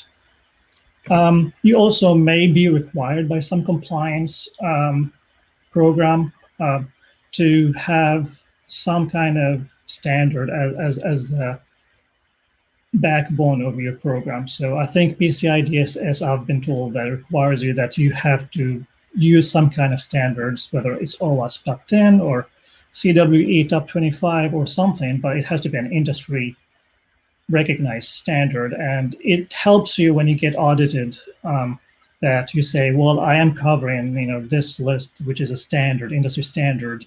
And usually auditors are happy to see that.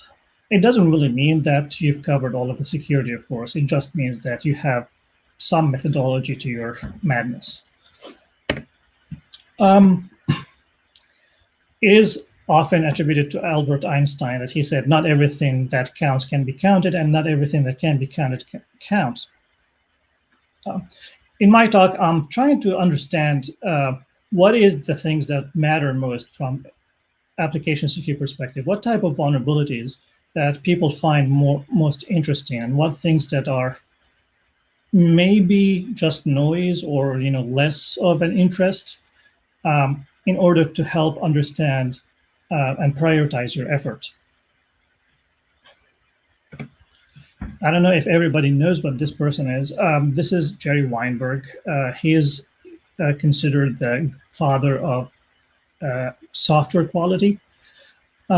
Jerry Weinberg was the author of very famous books like The Psychology of Computer Programming, where he talked about and defined something called the programmer ego, or the egoless programmer.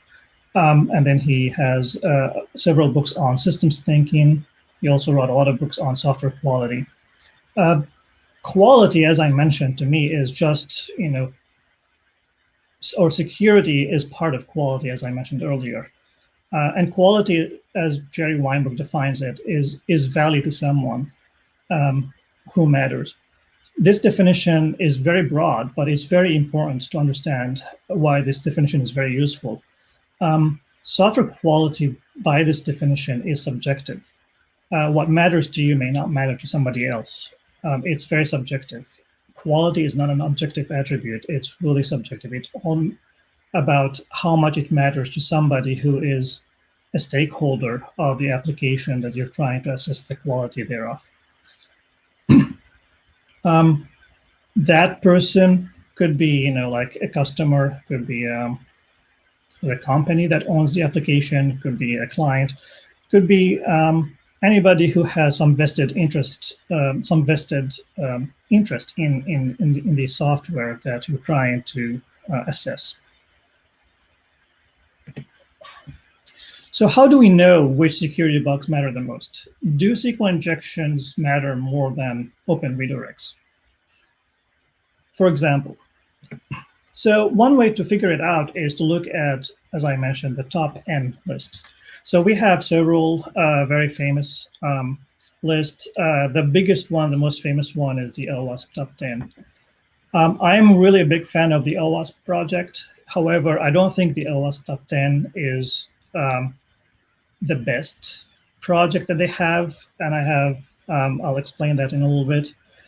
It's definitely a good starting point, but it's just a list of things.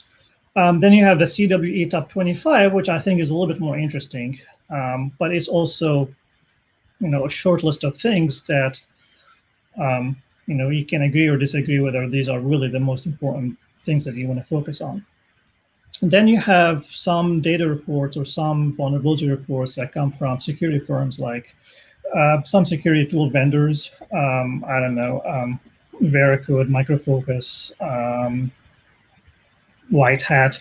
They publish usually reports about where they see most of the security bugs in applications are every year. So I think that's probably closer to real world because their data is based on real world examples, but they definitely have some issues with their lists. And then you have some public databases like the National Vulnerability Database by NIST is a public data source. It has a lot of, I think something around 150,000 CVEs. It's public for researchers to go and dig into and look at what is the most common types of issues that are reported as CVEs. And then you have other sources of information, which is basically the core of my talk, which is bug bounty programs. I think bug bounty programs provide us with a new source of data that we can leverage to understand what really matters out there in terms of security bugs that companies are willing to pay a lot of money for to know about and then to get fixed. So let's start with the big one, the OWASP Top 10. You've probably all have seen this. This is the OWASP Top 10 2017 version. I don't know if everybody knows this, but if I ask everyone like what this is a list of what, I think a lot of people will immediately say this is a list of top 10 vulnerabilities. And I used to think that way for a while until I heard a talk from one of the OWASP board members who actually asked the same question. He asked the audience in one of the local OWASP chapters. He asked us, what do you guys think OWASP top 10 is a list of? And everybody was like, it's a list of vulnerabilities, it's a list of weaknesses, but all of these answers are wrong. OWASP top 10 is not a list of vulnerabilities. OWASP top 10 is actually a list of risks, and there's a difference. If you look at some of these categories here, you'll notice things like insufficient logging and monitoring. That's not exactly a vulnerability on its own. It's a risk if you don't have sufficient logging and monitoring. Especially if you have some kind of incident, then you definitely want to make sure that you have enough logging and monitoring. But it's not automatically on its own a vulnerability that can be exploited. Some of these items, if you look at them, are very broad. For example, broken authentication. That's just a very broad category of things. Broken access control. In fact, that category A5 used to be two different items in the list of 2013. It used to be broken access control, and it used to be insecure direct object reference, IDOR. They merged IDOR into broken access control, which kind of makes sense because IDOR is a type of access control issue. However, it depends on how you use this list. You may think that it might still be useful to keep IDOR as a separate item. If you look at some of the other items here, like XXE, that's called out specifically, even though that's a very specific sub-item of insecure deserialization. Why is XXE a category on its own, even though you can argue it's really just a type of insecure deserialization, or maybe you can also consider it part of injection, whereas IDOR is separate. Now, this comes down to why you use this list for. So what is this list useful for? One way to think about this list is maybe we can use this list to generate test ideas. So you have an application and you want to test that application. So maybe you can go through the OWASP top 10 and say, okay, I'm going to look for injections, and then go through the application, try different injections here and there. Of course, injections is a category of items. There's SQL injections, command injections, code injections, all kinds of injections, right? And then you can go to XXE and test for XXE. That's specific enough. But then how do you test for insufficient logging and monitoring?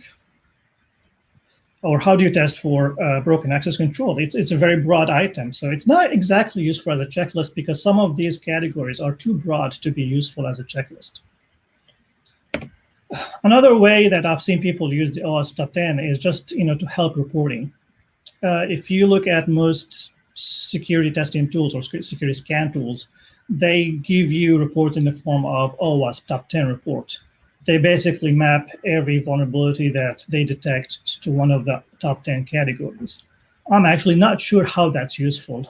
I don't even know if anybody really looks at reports that are based on OWASP top 10 and say, oh, well, clearly we have a lot of broken access control issues, therefore we need to improve our access control.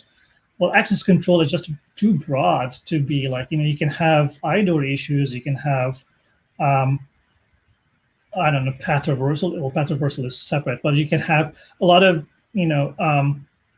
reasons why you might have broken access control.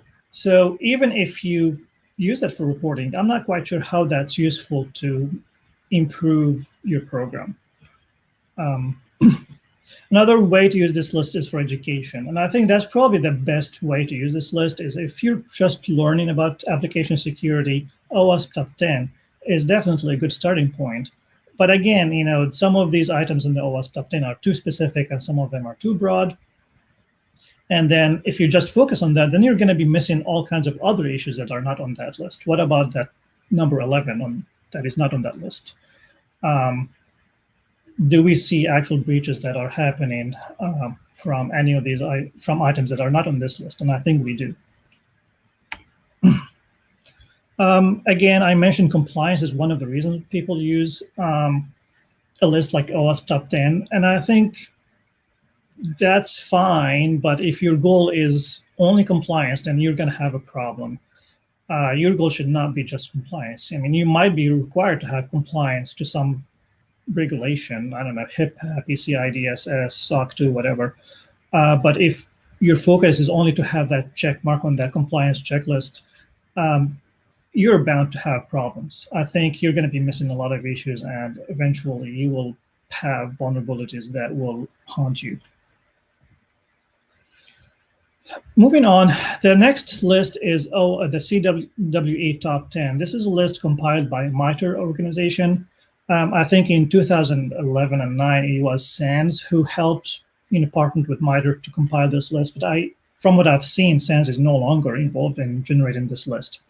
And the way this list is generated, they basically every year they go and look at the data from the National Vulnerability Database that has a list of CVEs reported, in all kinds of applications, libraries, and so on. And they, all of basically, or at least most of the CVEs in the National Vulnerability Database are mapped to a CWE category. And CWE on its own is just a classification, it's a taxonomy of vulnerabilities. And there's a list of, I think, probably almost 1,000. Actually, there are some CWE numbers that go beyond 1,000. There's like 1,200 items on that list. I don't think all of them are used, and some of the CWEs are not exactly weaknesses. Some of them are actually categories, and some of them are like views and other things. I think there's an effort to consolidate the CWE list to a more manageable list, I think 120 or so. But regardless of that, the National Vulnerability Database, has all of these reported CVEs that are publicly available. So every year, MITRE goes and they look at the past 2-year data and look at where most of the CVEs are and what categories, what CWE categories they're associated with. So they come up with a list like this.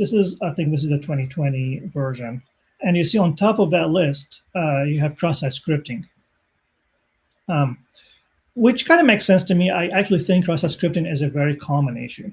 By the way, the way they categorize or the way they rank these items is that they take the severity of the CVE, which is the CVSS score, and then they do some math and multiply it by the frequency of these items.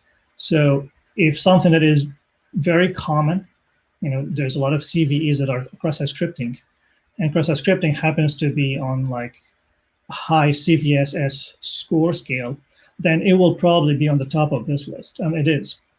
On this list, I've highlighted in green the ones that apply to web applications. In my talk, I'm focusing a little bit on web applications. Some of these items here, some of these weaknesses are not usually applicable to web applications, although they could be. Like, buffer overflows, they're often associated with C programs or languages that doesn't have, that allows the programmer to do memory management on their own. Most web applications are not C applications. You could, but it's not very common. So that's why I just highlighted the ones that I think are most commonly associated with web applications. And you'll see this, the green list essentially is a little bit similar to the OWASP Top 10, but definitely not the same order. And here you see more specific items. So instead of injection category, you see SQL injection specifically being mentioned as number 2. Well, it's number 6, but it's number 2 of the web application vulnerabilities or weaknesses. And then you have something like number 7, which is exposure of sensitive information and authorized user. To me, that's just broken access control. In fact, well, it could be caused by other reasons. It could be caused by error messages and so on. To me, that's really half of the security vulnerabilities, because at the end of the day, when you have a vulnerability, it leads to either exposure to data that you don't have access to, or corruption of data, so in confidentiality or integrity issue or availability, right? So Still, some of these are too broad, but they're definitely a lot more well-defined than the OWASP top 10. I actually like this list more because it uses things like use of hard-coded credentials. I think this is one of the important vulnerabilities that is not often, if you just focus on OWASP top 10, you probably are not thinking about it too much. It might be, if you think about security misconfiguration, that's another very broad category in OWASP top 10 that might include hard-coded credentials, I guess. But it's really useful to have that called out separately because it's such a common issue that has to be, looked at as an individual issue.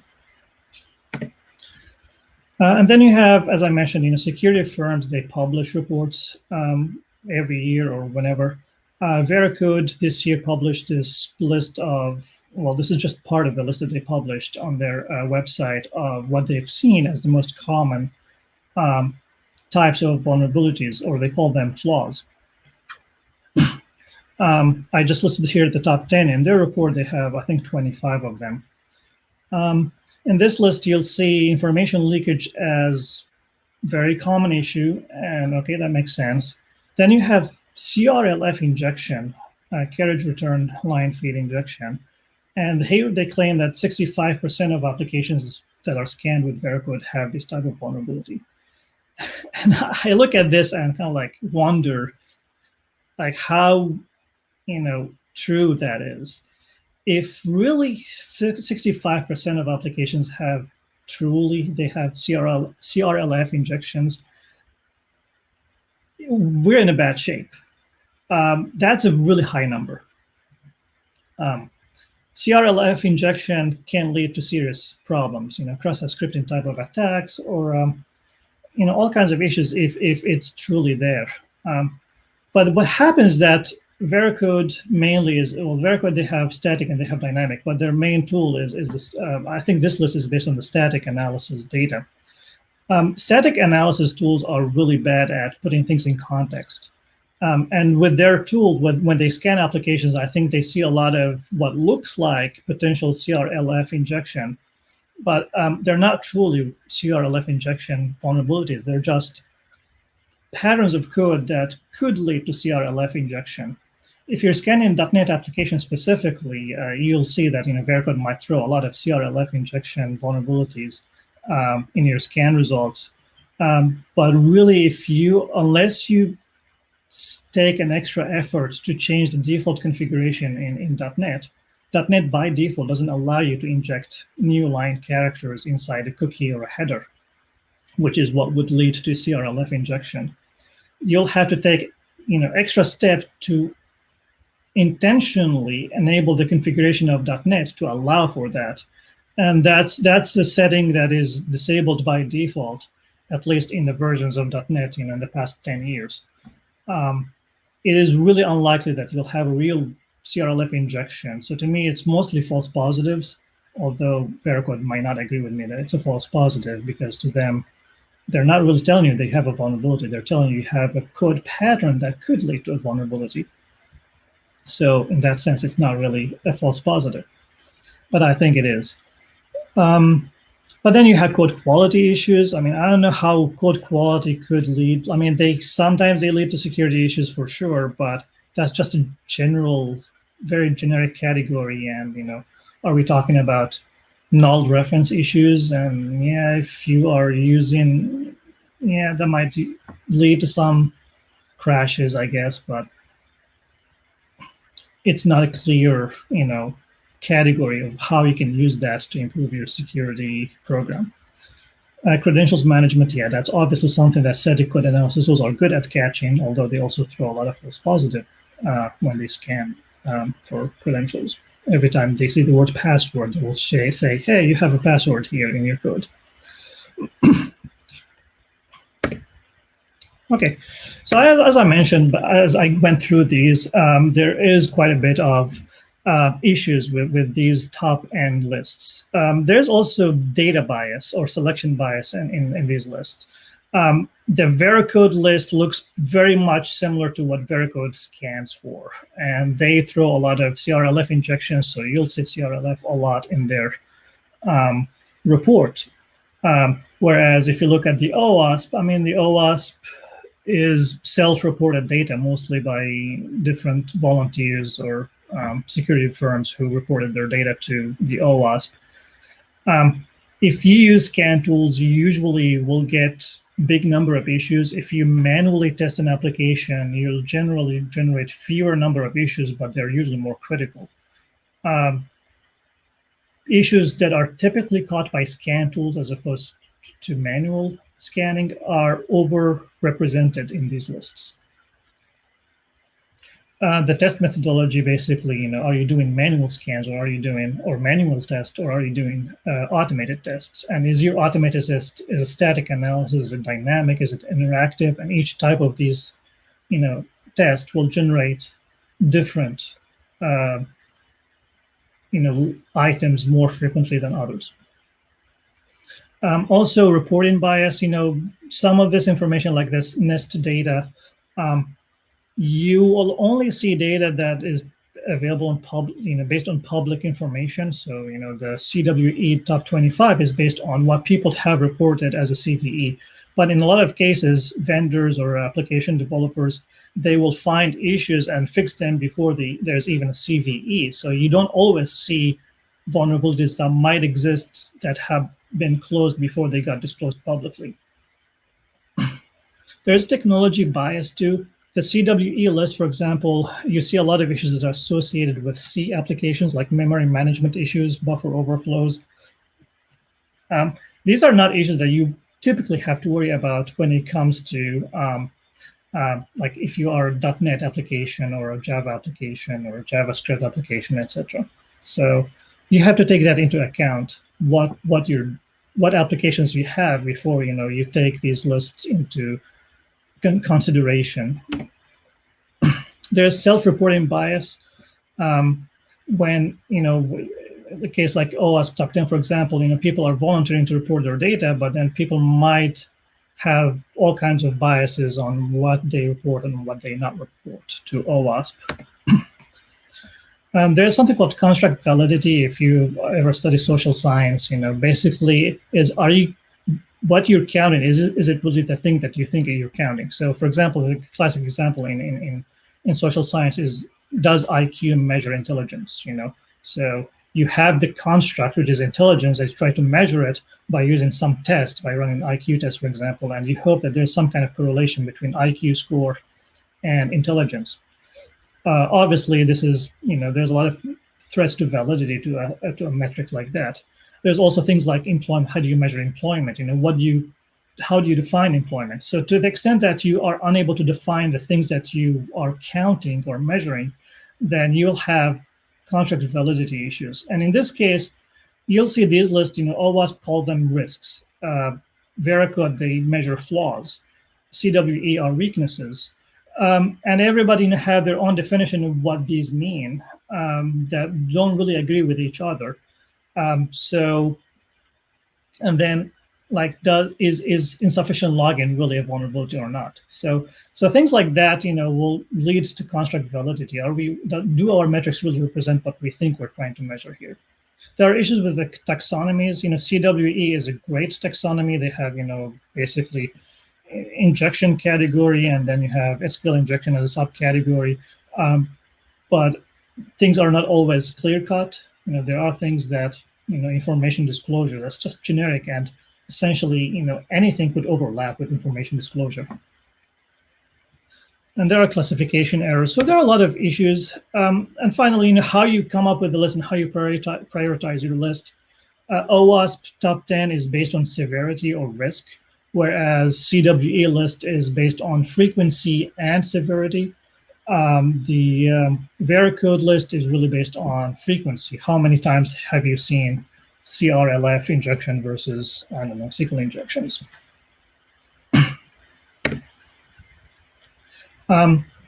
There's also metric bias. Some of these flaws are more underrepresented than others or overrepresented than others.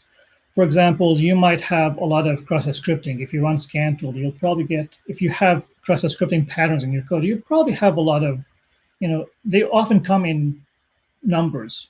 But And that's because you have different entry points into your application and different output points in the application. It's just a big attack surface. Whereas something that is more of a design issue, like what version of TLS you're using, or what hashing algorithm you're using to store passwords, that's more of a design issue. You'll if you have one, you'll have one usually. You're not going to have 200 of them in an application because there are more of a design level issues. So that means that things like cross-site scripting will definitely tend to be overrepresented in these metrics than things like cryptographic issues. So that's what led me to start looking at other sources of data and see what people haven't been looking at. And I think this is what got me to the bug bounty programs. Bug bounty programs, they provide you with a wealth of information. They have public repository of information. I put here two examples. HackerOne and BugCrowd are two biggest platforms for bug bounty programs. Not every bug that gets reported through these platforms are public, but some of them get publicly disclosed. And those that are disclosed are really useful for researchers to kind of like look at and try to understand where most of the security issues that are being seen today are, and which ones are really getting most attention by clients. Some interesting facts, bug bounty programs. Google has paid in 2019 $6.5 million in bug bounty programs. Google and Apple, by the way, they run their own programs.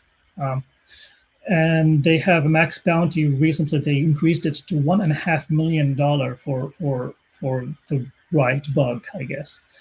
Think about it. One bug could potentially be worth $1.5 million. Apple's max bounty is $1 million for a single issue. Of course, prizes like that would go to things that are like, I don't know, unauthenticated RCE in iOS or Mac OS or Android, more likely to be, huge issues, wormable RCE issue, for example, in an operating system. That might be worth that much of money, but a cross-site scripting may not be worth that much of money. HackerOne and BugCrowd, they published some of their data. HackerOne has paid in the past 12 months $44 million.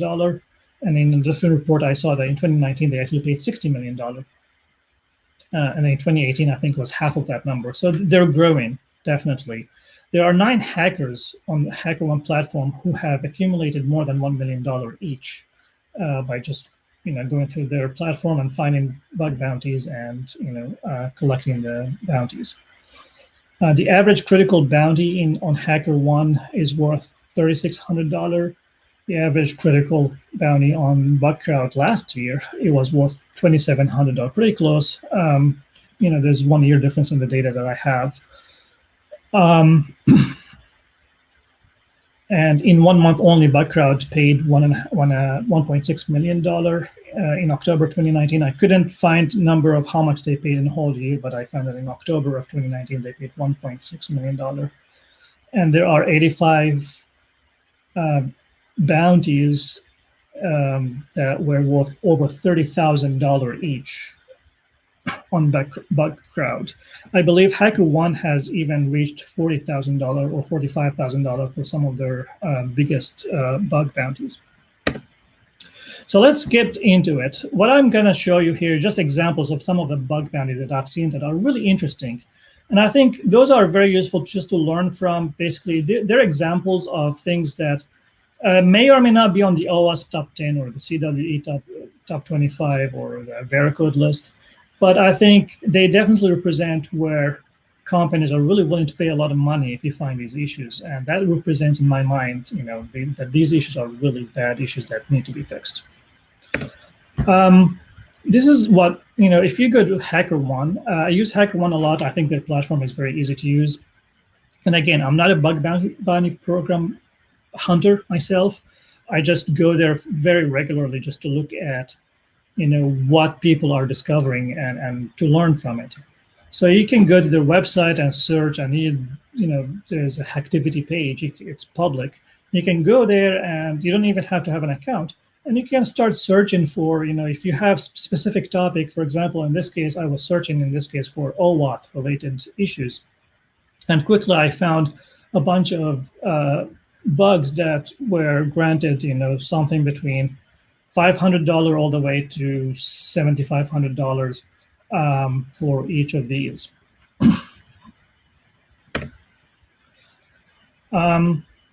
Here's one example. This one is a little bit old. It's from 2016. In this case, this is not an OWASP Top 10 issue, or maybe it is, if you think about it, it's a security misconfiguration issue. An account takeover or domain takeover on an S3 bucket that somebody found that Starbucks had a CNAME DNS entry that was pointing to an S3 bucket that didn't exist, which meant if an S3 bucket URL didn't exist, that it's open for anybody to go and register that S3 bucket of that name, and essentially that domain would point to that. In this case, I think the domain was, I know it's difficult to read, it's happymondays.starbucks.com. So the researcher in this here, I know the screenshot is a little bit small to see, but basically the researcher went there and registered the S3 bucket, and he put, random stuff on the on that Starbucks domain that is under Starbucks. So I've actually seen a lot of domain takeovers being reported in bug bounty programs. I think this is one of the common issues that especially with cloud based systems, somebody registers or have a CNAME address that points to a domain, but then that domain for whatever reason is no longer really used, and then it's available for somebody else to take that domain. Cross-site scripting in Google. This is not on HackerOne. This was reported directly to Google. In this case, it's Google Cloud. And as you can see, this example was like very text box type of issue. You see here in the URL, it's just basic reflected cross-site scripting where one parameter is being reflected in the page. It looks like the reflection is not inside HTML context. It's more like inside some kind of HTML attribute. So you just need to close the double quote and put on mouse over alert, and then it's pretty straightforward attack. This was awarded $3,100, $33.70 by Google. Likes to pay in amounts like that, which if you guys know, this is the elite code. What about Google search itself? The first page on the internet, Google search. I'm talking about Google search itself. This page here that everybody uses. Well, not everybody. If I use DuckDuckGo, but most people use this. This is like your entry to the internet, right? What if I tell you that there was cross-site scripting issue on this page for 5 months that was left open for 5 months until somebody figured it out? The most used page ever had blatant cross-site scripting on that page. Well, it wasn't blatant. It was actually pretty difficult to figure out the right payload to execute or to insert in order to trigger that cross-site scripting issue. But somebody found it. His name is Masato Kinogawa. He found that vulnerability in actually a library called Closure that, or a framework that Google has developed actually, and they use it a lot in a lot of their products. Closure is a JavaScript platform or framework that allows you to generate web applications or generate content. And he figured out that this is called mutation XSS type of cross-site scripting. Basically, it's a way to confuse the parser of the HTML input here in this case by closing the no script inside a double quote and then opening an image. It depends on how you interpret this code. There's a little bit of ambiguity here in the HTML syntax. This actually was a valid payload that would literally trigger alert one box on the Google search. I found this really interesting. I couldn't figure out how much the award was for this bug. I don't think the person who found it ever disclosed that. I got 5-minute warning, so I'll wrap it up really quick. From what I know is that it definitely must have been worth more than the $3,100 that the previous guy got. A lot of new, if you look at bug bounty information, you'll see a lot of the new vulnerabilities coming around recently are SSRF issues, or a lot of the interesting ones are SSRF issues, which is server-side request forgery. There's one that just got released or published a couple of weeks ago in GitLab that was awarded $12,000. I know I have a lot of text on my slides, but I'm going to make these slides available to you, or you can just find these. If you just search HackerOne for SSRF in GitLab, you'll probably find these pages. And there's a lot of information there. I'm just doing some snippets of what you see there. But in GitLab, an SSRF issue through Grafana, which is an analytics library used in GitLab, was awarded $12,000. Another example, this one got awarded $25,000 in Shopify, or Exchange Marketplace in Shopify, which is one of the domains that Shopify owns. And in this case, the SSRF vulnerability led to essentially root access on the instances. I think in this case it was containers that were running the application on the application server. It worked like this. Basically, it exploited the Google Cloud metadata URL. If you're familiar with cloud, this is the same in AWS and Azure. You usually have an internal, on any VM or container, you have an internal URL that if you hit, you can get access tokens that pertain to what that VM or container have access to.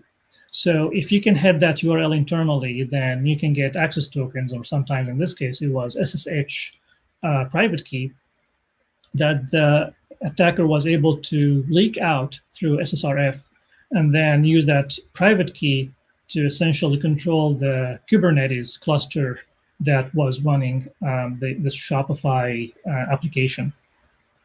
Really bad. He was able to launch new pods and kill pods and get root access on these containers.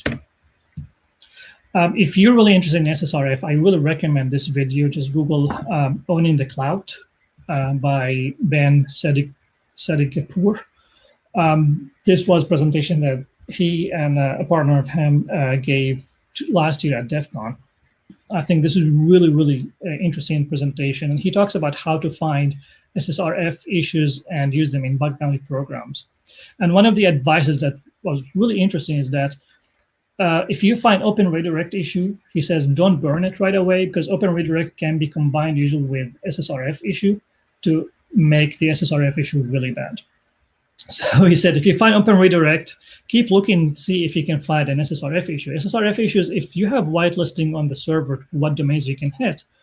But if that domain that is whitelisted has an Open Redirect, then you can chain those things together in order to redirect to something that you own, and therefore do an SSRF attack to hit a URL that you or a malicious person have control over. So it's really interesting to watch. Really highly recommend this presentation. That leads me to Open Redirects. These are, have been there forever. I think they don't get a lot of attention, but they should. As I mentioned, combined with something like SSRF, they can make things really bad. But even on their own, like if you have, there are different cases. In this case, Periscope, which is owned by Twitter, they had a unvalidated redirect that essentially led to cross-site scripting. That was awarded $7,500. In this case, OAuth implementation, Open Redirects, well, actually this is privilege escalation in OAuth that led to a $5,000 bounty. I think OAuth misconfiguration is a very common issue that also I'm seeing a lot in a lot of these bug bounty programs. This is an RCE, remote code execution.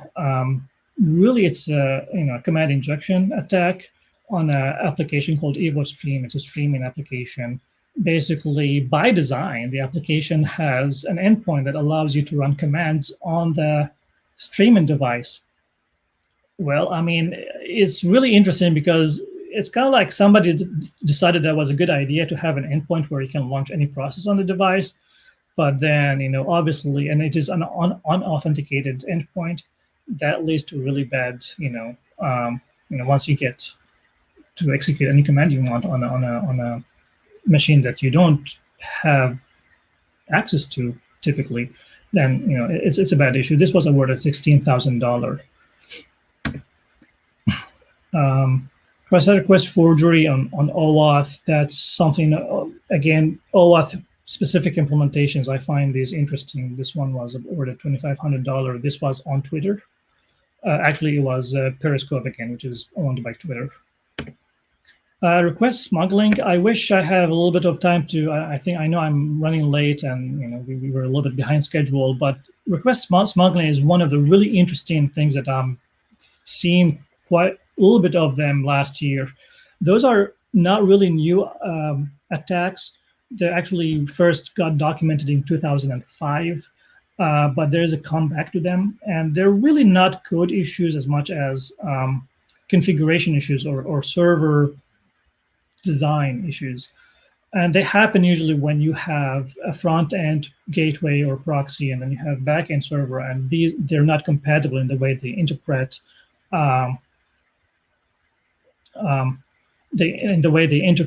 the HTTP request syntax.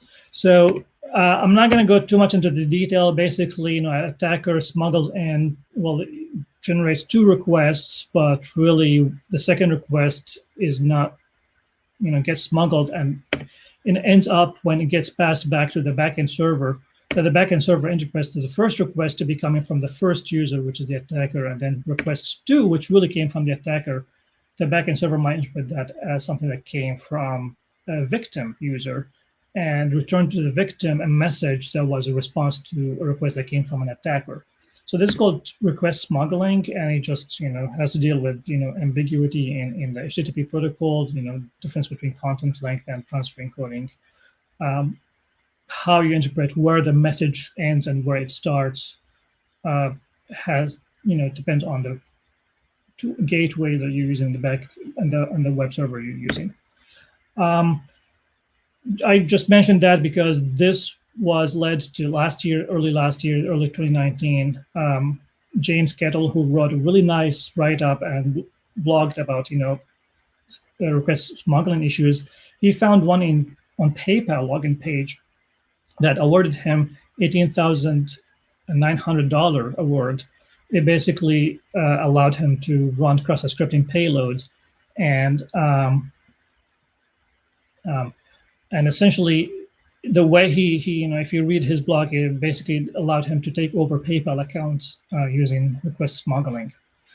He found this in January 2019, and then 2 months later, he found another one on the same login page again in PayPal in March 2019, and he got awarded again $20,000 for pretty much a very, very similar issue, just a different variant.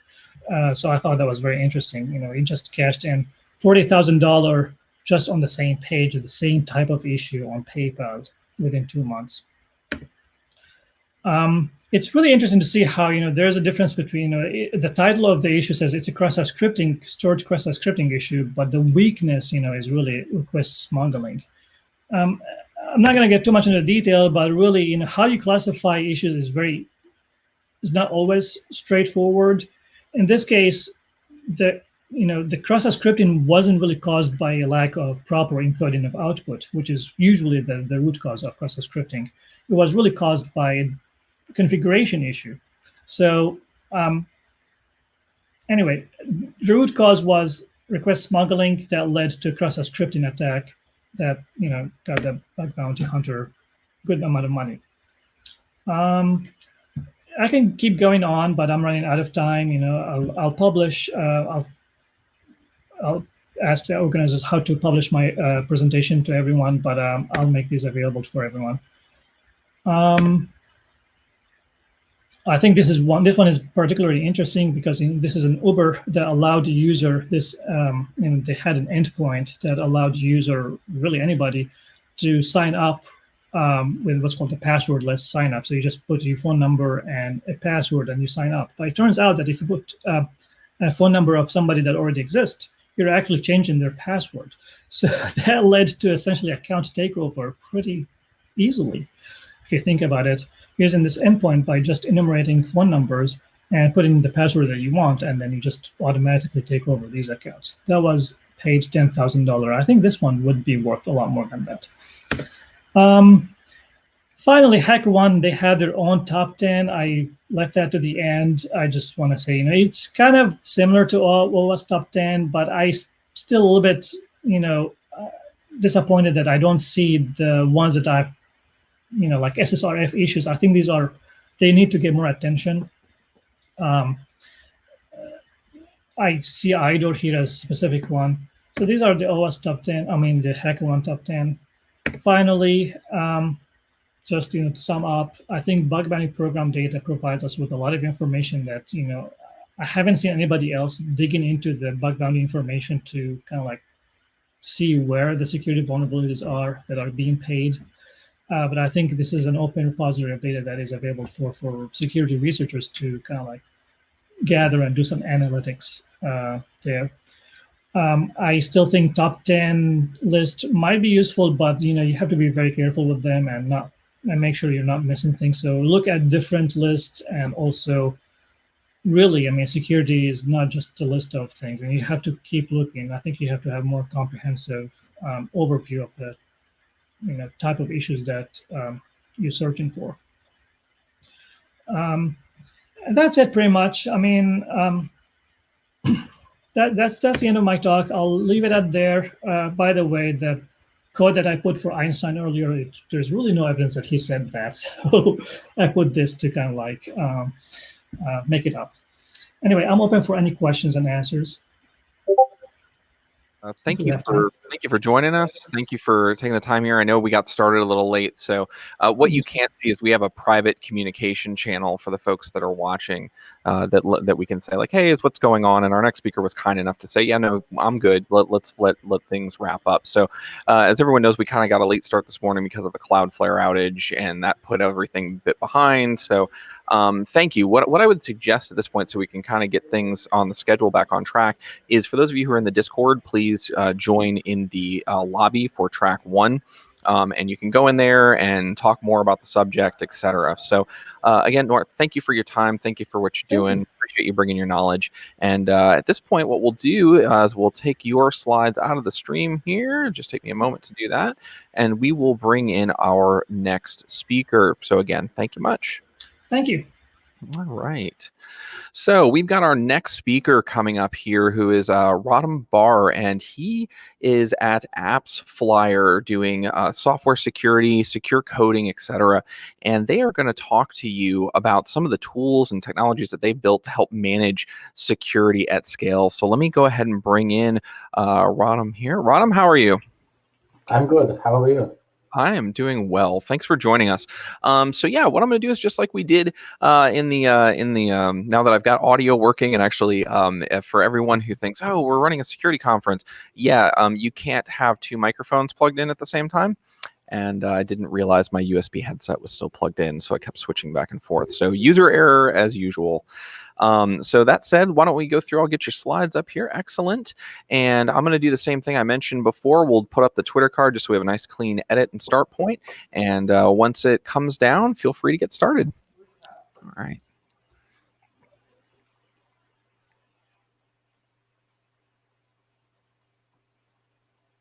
Okay. Thank you. Thank you very much. And I actually wanted to thank Newar before he gave a good talk. He actually had some stuff about SSRF vulnerabilities that I also am really interested into them, because they are part of the future and what's happening inside the microservices world. And I will talk about it a bit. So let's start. This is me. I'm Rotem. Today I'm at Apps Flyer. I'm managing the cyber development team lead. This means that we have lots of engineers in our company, and we have and they are working very hard to get the product up and running. But also we need to have security in place, and to have security put in and supporting our 300 engineers, it's a big problem, and we can't scale enough the security team in order to support everybody, in order to support all the engineers. So for this, we are actually developing different automation and different processes to be able to be on track and not harm the product itself. Saying that, a bit of a history of myself, I'm also playing with bug bounties in my free time, usually live hacking events. I was in the car hacking industry previously, and now I'm just and now I shifted a bit my focus from car hacking into web hacking. It's actually moving from black box to open web, to having all the source code, have everything that you need, and it's a big shift, and it's actually pretty interesting. So saying that, I'll continue a bit my agenda. I want to introduce you to our problems, what we have in AppsFlyer, and what do we see, and a bit about our landscape, how we work, how many servers we have, and stuff like that. And then what are we doing, and a bit of finally a demo. I don't have a live demo, as the demo gods didn't like me this week. So I have screenshots. I hope you'll be okay with that. So let's talk about the introduction. And I mapped a bit about how startups work, and I worked in different startups, from very small startups in Silicon Valley. I was in an accelerator, and I worked with different companies in different stages. And I see that different startups have different processing and the stages of their security maturity. So the first thing is, when I want to have my startup, I have my idea, and I have the product, and I have everything. I don't care about security at all. Like, this is the least care of mine. I want the product up. I want to see a POC. I want to have a demo. I want to start showing it to my clients and to my VCs if I have, or angels. And I don't know even if I will survive next month. So why should I have security in mind? After a while I did stabilize myself and do have a product, and the VCs are saying, go, you can continue, and everybody is happy, I need to go fast. I need to scale up. This is the scale or die. This is the 2020 maturity. And if you don't scale fast, you will die. Someone else will compete with you. And this is why you also don't have time to put in security. But you do need a bit of security. So sometimes we will have a consultant or someone, a friend of the CEO or a friend of the CTO that will help. But it's not enough to have like a basis for security. The next step is, okay, we are starting to have clients. We need security assurance. Okay, we have banks. Let's say we have bank clients. They need certificates. They need different ISO certificates and PCI compliance and different types of certifications that we need to comply and give.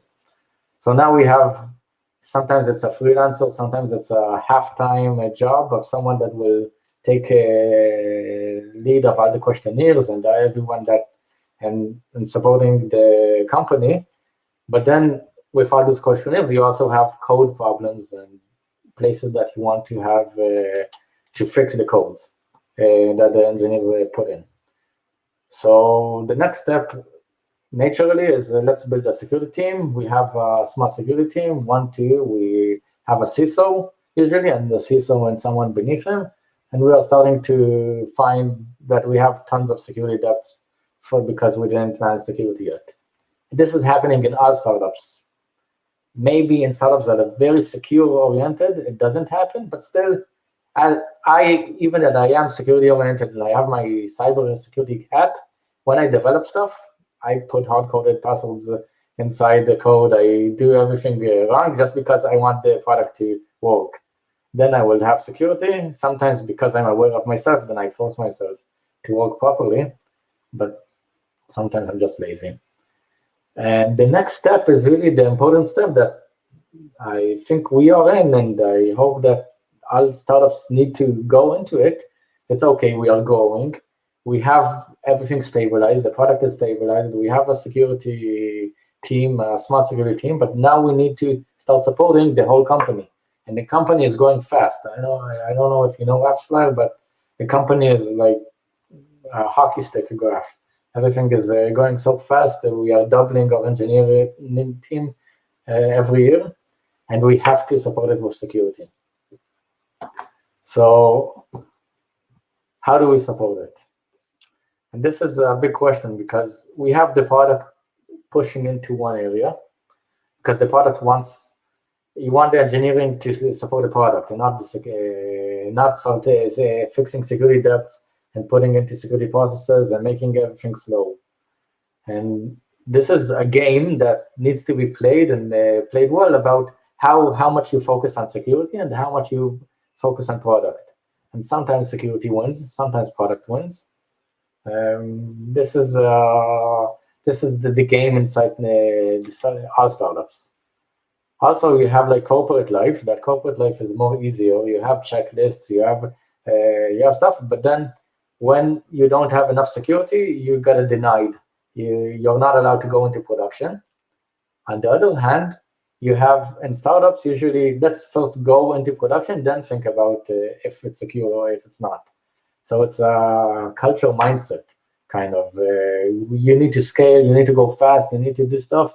You don't have time to start like putting in guards and putting in different types of processes to make sure you can't go to production. So we need to find a way how we don't come into the corporate lifestyle that makes us, instead of 1 week giving up something to go up, to take it up in our half a year in the good case, but also putting in security into it. A bit about responsibility. And this is actually very important because usually the engineers are responsible of putting in the product, and they are not really responsible on security. If we find a security bug, you blame the CISO, you blame the security guys. But it's not that simple because who put the bug in? It's the engineers. The security guys want to help and want to put in the effort, but also in the other area, if the security guys now say, no, you can't go into production, you blame security. So in any way, the engineers don't like security because it makes them work more and it makes them more slower into production. The thing is that I did a bit of a review with different types of startups that we have in Israel, and I see that in all startups it's the same. And I also incorporate, we are outnumbered. We have so many engineers. Today in AppsFlyer, we have 300 engineers, and we have a team of security of about 10 to 15 people. So we are always outnumbered. It's always, you push always stuff to production, and security needs to handle so many stuff.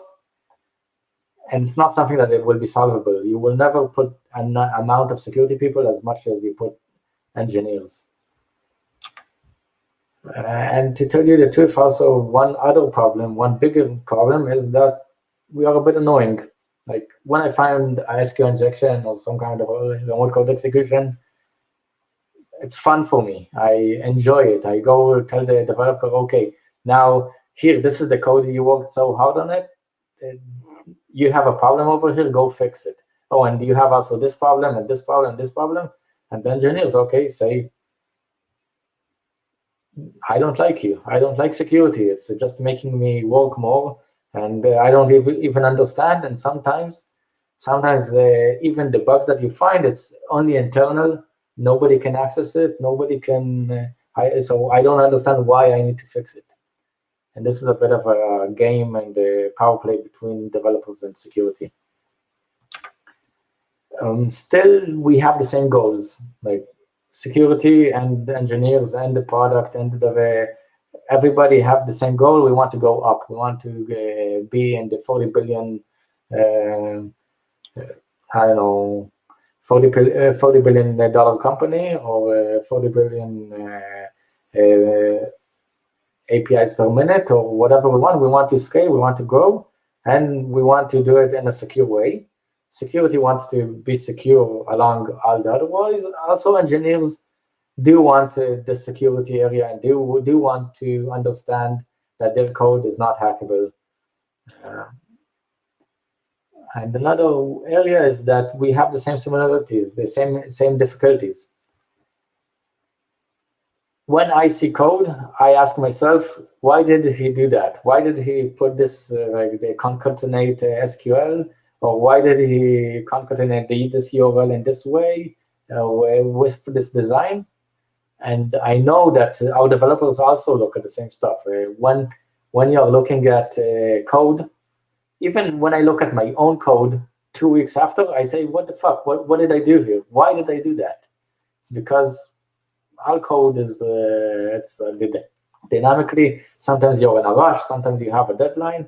You don't always think about exactly what you want you're doing, and there are bad code practices, and there are stuff that even developers don't know they need to do properly.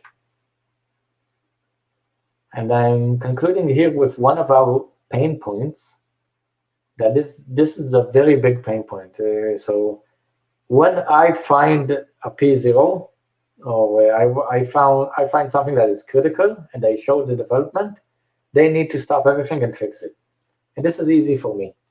This is when I tell them you need to fix this, they understand. I can even show them the way, and they're going to fix it. I don't know, in the same day or 2 days, but then they go to fix it. But what happens when I find something that isn't that critical? Oh, I didn't put enough effort into saying how critical it is. And this is the biggest pain point I see, that inside a big organization, a big startup, you put it into the backlog. And what goes into the backlog never goes out. This is, it will go sometimes, unless you find a way, maybe sometimes in the future, there will be some way to exploit it, then it will go out. But usually in the backlogs, you have so much stuff engineering puts in the backlog, and then security goes behind that. So this is a big pain point, and this is something that we are handling and looking at it. So our question is, how hard can it be to protect the environment? And I'm looking into our landscape, and our landscape is a bit like, we have 48,000 source code files running in production, in our production environment. We're using 9 programming languages. I will go into it.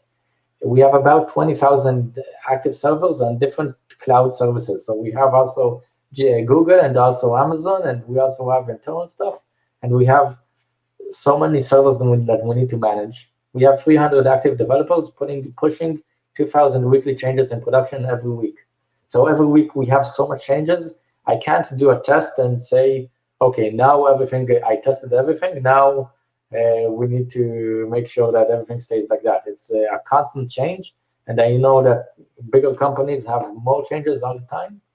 And it's hard. It's not easy to be inside security engineering and seeing all this, and to be on it, to understand that, okay, I know what are my problems, and I'm on it, and I know how to get it done. The other thing is languages. We have 3 main languages. Now I put here Node, I put in here Go. And does someone know what is the middle circle? I don't know if I have comments here, but I assume nobody knows it, or very few know it. So this is Clojure, and most of the company's code is working on Clojure. The thing is, with Clojure, it's a fun language. It's very easy to use. I don't know. It's functional. It has lots of pros. The cons over here, that there's no security toolsets at all that support it. Like, none. And this is a big problem. And when you want to start securing a company that is working with a language that nobody knows of. We have a mass of microservices architecture. So we have lots of different services, and then going over and seeing the flow and understanding, is this internal microservice exposed? It's a big problem. It's very hard to understand, and we have Kafkas, we have Spark, we have lots of HTTP traffic inside internally, and this is before you heard a bit about SSRFs, this is also part of the problem, because when web servers talk with web servers, sometimes the attacker or someone from outside can control and tell the servers who to talk with, and I will get to it. A bit about responsibilities, because it's a big microservice architecture, and we are in growing all the time, then the responsibilities shift all the time. So when I ask, who is this microservice, who is his father, and who is owning it, it's not that easy always to get the answer. And this is also a bit of a problem. So a bit about what we are doing to solve this. So we decided, okay, first of all, our goals. We decided we need to fix and find a way to shift the security to the developers and to the managers.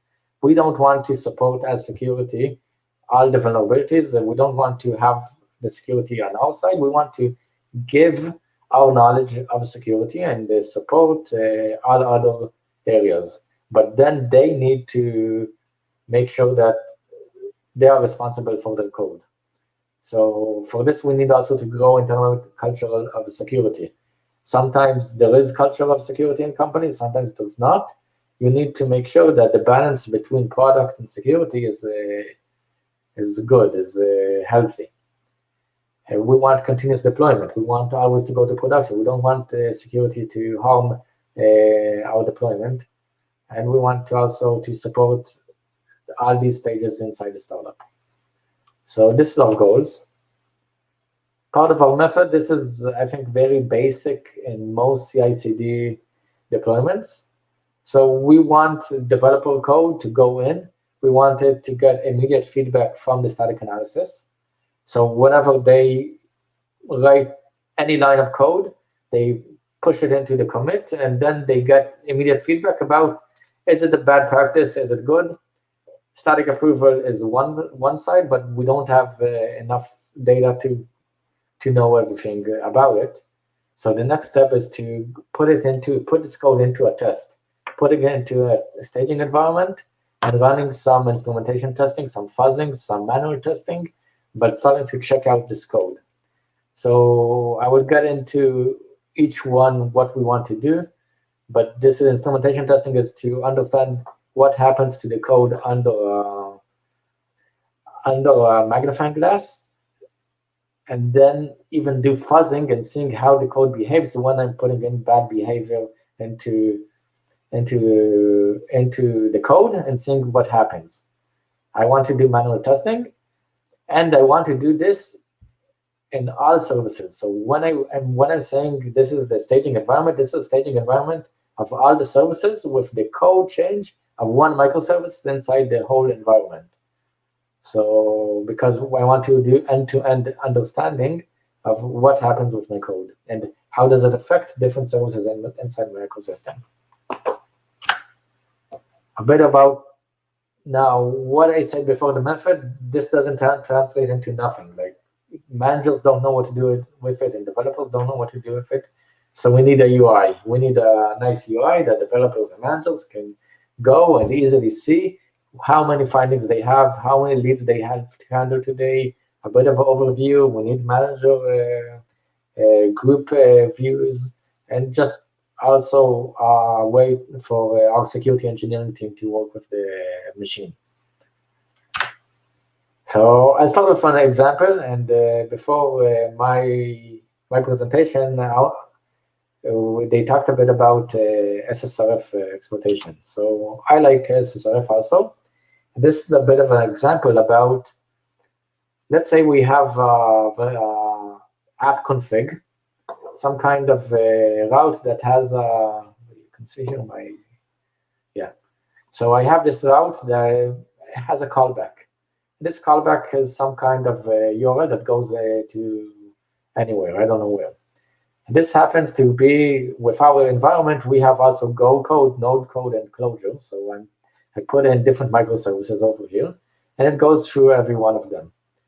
Now, as security, I want to check and verify that someone is handling this URL, and someone is handling this vulnerability, and to try to understand that it doesn't go and at the end it gets sent from our internal servers to xkcd.com. Then if someone will put 127.0.0.1, it will go to localhost. If I put in the Kubernetes API, it will go to the Kubernetes API, and so on. So I want to make sure that someone over here is handling it. But I don't know who will handle it and who will not. And maybe there are different types of parsing problems that go on in this area. So I want to check everything over here and then go get a result. So what I want to happen, I want for every service here, A, B, and C, to have a static code analysis that knows to a possible vulnerability. And I'm saying possible because I don't have the whole picture. In service A, I don't have the picture of what's happening. In service B, I don't know what service A did. So I call it a lead. I don't know if maybe service A sanitized it, maybe it didn't. This is only a lead. I don't, usually in static code analysis, they call it false positives, but it's not a false positive for me. It may be happening, maybe not. From the static code analysis, this is important. It's a lead. It's not a, it can happen. I don't know who protected my callback. Sometimes it's service A, sometimes service C, sometimes it's a middleware somewhere else inside the WAF. I want to get and give initial feedback to the developer that says, okay, maybe this is a problem, check it, and understand if this is a problem that you need to fix it. Then we have the dust. When it uploads to the staging environment, I want it to send specific fuzzing according to the URL. So if it detects its HTTP request, it sends different types of HTTP requests. Let's say URLs, numbers that go and translate to a URL, and different. I have like a list of payloads I can do on SSRF. But then to analyze and see what happened, I have IAST. So I have instrumentation on each of these codes in Go and Node and Clojure that checks and did it pass the services. Sometimes maybe if I sent a payload, service A blocked it, never got to B. Maybe it did get to B, but it got changed. I want to know about it. I want to know who changed, what changed, and then give the final answer to the developer. So the last thing is to tell the developer, okay, you have this list of payloads.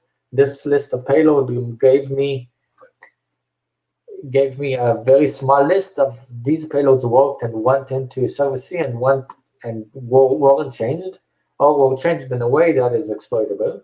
And these payloads are safe. What is safe? It's a good question. It's maybe they are safe now. Maybe it's something because it changed some behavior of the code.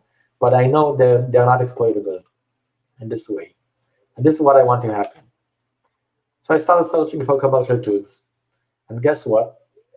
Let's say Clojure. I looked at the different SAST, different static analysis tools, and I found nothing. Because nobody supports Clojure. We talked with lots of startups, lots of companies. Actually, we talked with a few over here. And what everybody told us, say, yeah, no problem. Give me $1 million, we'll support you. And in X time. But I want it now, and I don't want to pay $1 million. So what can I do? Because I'm also a developer and I'm an engineer, the only thing I can do is I can go and build one. So I need a plan. I want to build it and understand and make it how I think that it should work. So a simple design, let's put Clojure code. I have some destructuring of AST. I don't want to do any destructuring of a Clojure or Node or Go or Ruby or whatever I want to put them into destructuring. So every language actually has linters. Linters are very useful to get bad code practices. So I'm using these linters in order to put them into a common schema that I can run rules on it. I decided using a JSON-ATA rule-based analyzer, and then when I'm putting I'm putting into the destructuring and putting it into a common schema and running rules on it, and then it becomes into leads. Leads is not findings; it's something just code smells that you can find and understand what is this. This will give immediate feedback to the developers, but not. Sometimes there will be false positives, and or sometimes it won't give you the full picture. Then we need to support other languages too. Because we did it in this architecture, I can use every language's linters in order to destructure it, and they have the same rule set. So I have Condo on one side, we have ESLint, I have GoSec, I have Robocop for Chef, I have other custom scanners, I'm scanning Vault, I'm scanning Amazon, I'm scanning different configurations, putting everything into my destructuring area and running the same rule set and getting the same leads. Is this enough? So I say before, leads are not findings. I have too much effort to track and assess all the leads. I need a full-scale, 20, 30 security engineering just to assess everything and understand what's happening in real time and in the past. I have flows between microservices that are not tracked because everything is doing only on one microservice. So the SAST is doing only on Node, it's doing only on Clojure, it's only doing on Chef. I don't know what's the ecosystem and how they are connected. And also, to be frank, flow control and static analysis is hard to do. It's not easy. It's pretty, I don't know, I didn't see much solutions that did it in a proper way. Some do it better than others, but it's lots of guesswork. So I'm putting in instrumentation. Instrumentation gives me exactly what's happening inside the code. It has a performance impact, and this is why I don't do it in production. I will do it in my own staging environment. But then I can know exactly, I can know code coverage, I can know exactly which arguments went into each functions. I don't know, for me it's just like, if it works, it's awesome. It's cool. And this is why I think that instrumentation is the next thing. Every one of these startups and the companies that are doing SAST and DAST are also talking about IAST. I didn't see any good solutions yet, but maybe in time it will come.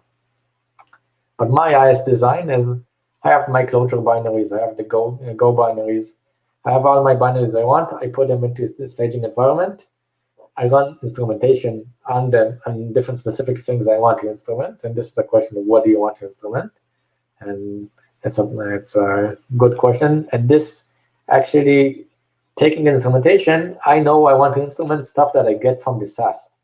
So from the static analysis, I know I know areas that I want to understand which of the code that I want to instrument. So if I find now SQL injection inside my static analysis, I'm putting in hooks into my instrumentation in this service for doing instrumentation, and then I'm seeing what's happening, who is hitting them, is the SQL query disruptive or not, and what I can do with it.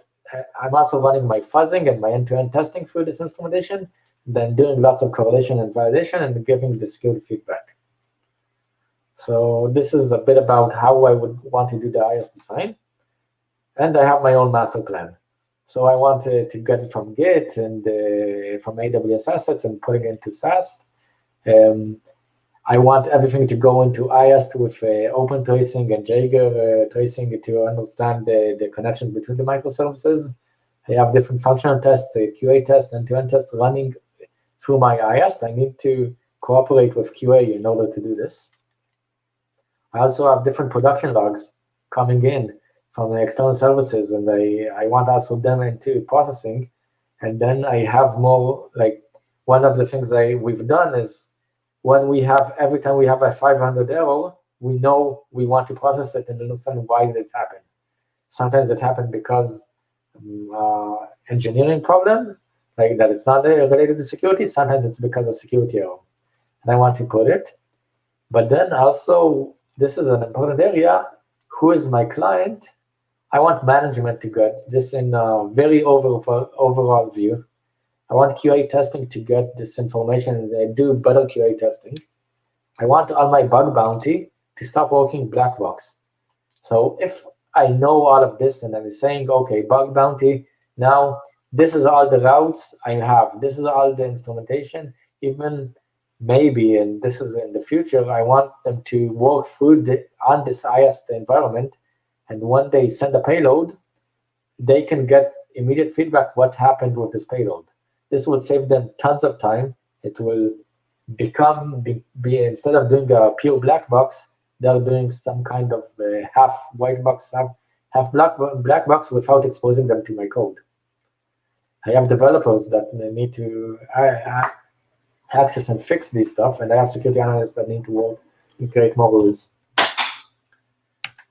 So a big question, is it working? Or what's happening over here? So now we have made this area of the SAST and all the rules, and I will show you the screenshots and the demo soon.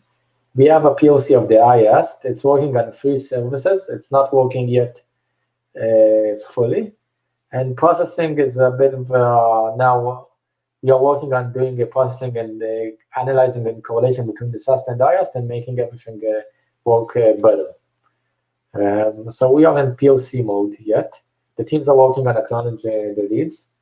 We have, and all of this is actually done in order to shift my responsibility, that I won't be responsible for me and my team won't be responsible for the security issues. We want the engineers to be responsible and to have them to know what are the problems and how to fix them. So a bit of a demo, and I have, I think, 15 minutes more, so I will show, I think I have time. A demo, this is my dashboard, and this is how I see when I log in. Well, what is I, as a part of the cyber development team lead, part of the team that is security. So if someone else from a different team will log in, he will see a different area. He will see leads that are exposed and that are relevant to his team and not to our general team. You can also always go to leads and see everything that all the other teams have. But in his dashboard, he wants to see how many open leads his team has. And open leads is leads that were not handled yet. They need to go into the leads and acknowledge them, give a comment on them, or show some, or maybe open a finding on them, open a Jira. They need to handle and check about what are these open leads. They see how many open Jiras they have, how many open findings they need to handle, and what is the highest priority. Now this is a P2 priority, highest priority. So it's okay. If they have a P0 priority, everything over here will be red, and they will need to fix it as soon as possible. How many services are they supporting? And this is important. They need to know they have these 3 services, and they can see them over here. They can see the top services with how many leads each one. They can go and see an action. They can go see the severity of this, the threat score of this service, and they can go and start fixing stuff. So if they say in Q4, we need to fix the top services, our top leads, they know exactly what they need to do. They know, they go into this dashboard, they start fixing these leads. They also have the top leads over here that they can see. This is overall on all their services. Next, they can see a service overview. So if before this was a dashboard only to the team, now you can go and have all our exposed endpoints, all our exposed services. And why exposed? This is services that are exposed to the internet through different areas. Through our, if it's through how we found out from the IAST that these services are exposed, or if these are exposed by internally to the load balancer or through different areas, we know exactly which services and which endpoints are exposed and which are not exposed inside, also on the outbound perimeter and also internally. And this is important for us to know then how to handle it. Each endpoint over here and where it is in the chain, it gives a different score, and then we can calculate exactly what is the score, what is the threat score of this service, and how much effort do we need to put in order to put this threat score down.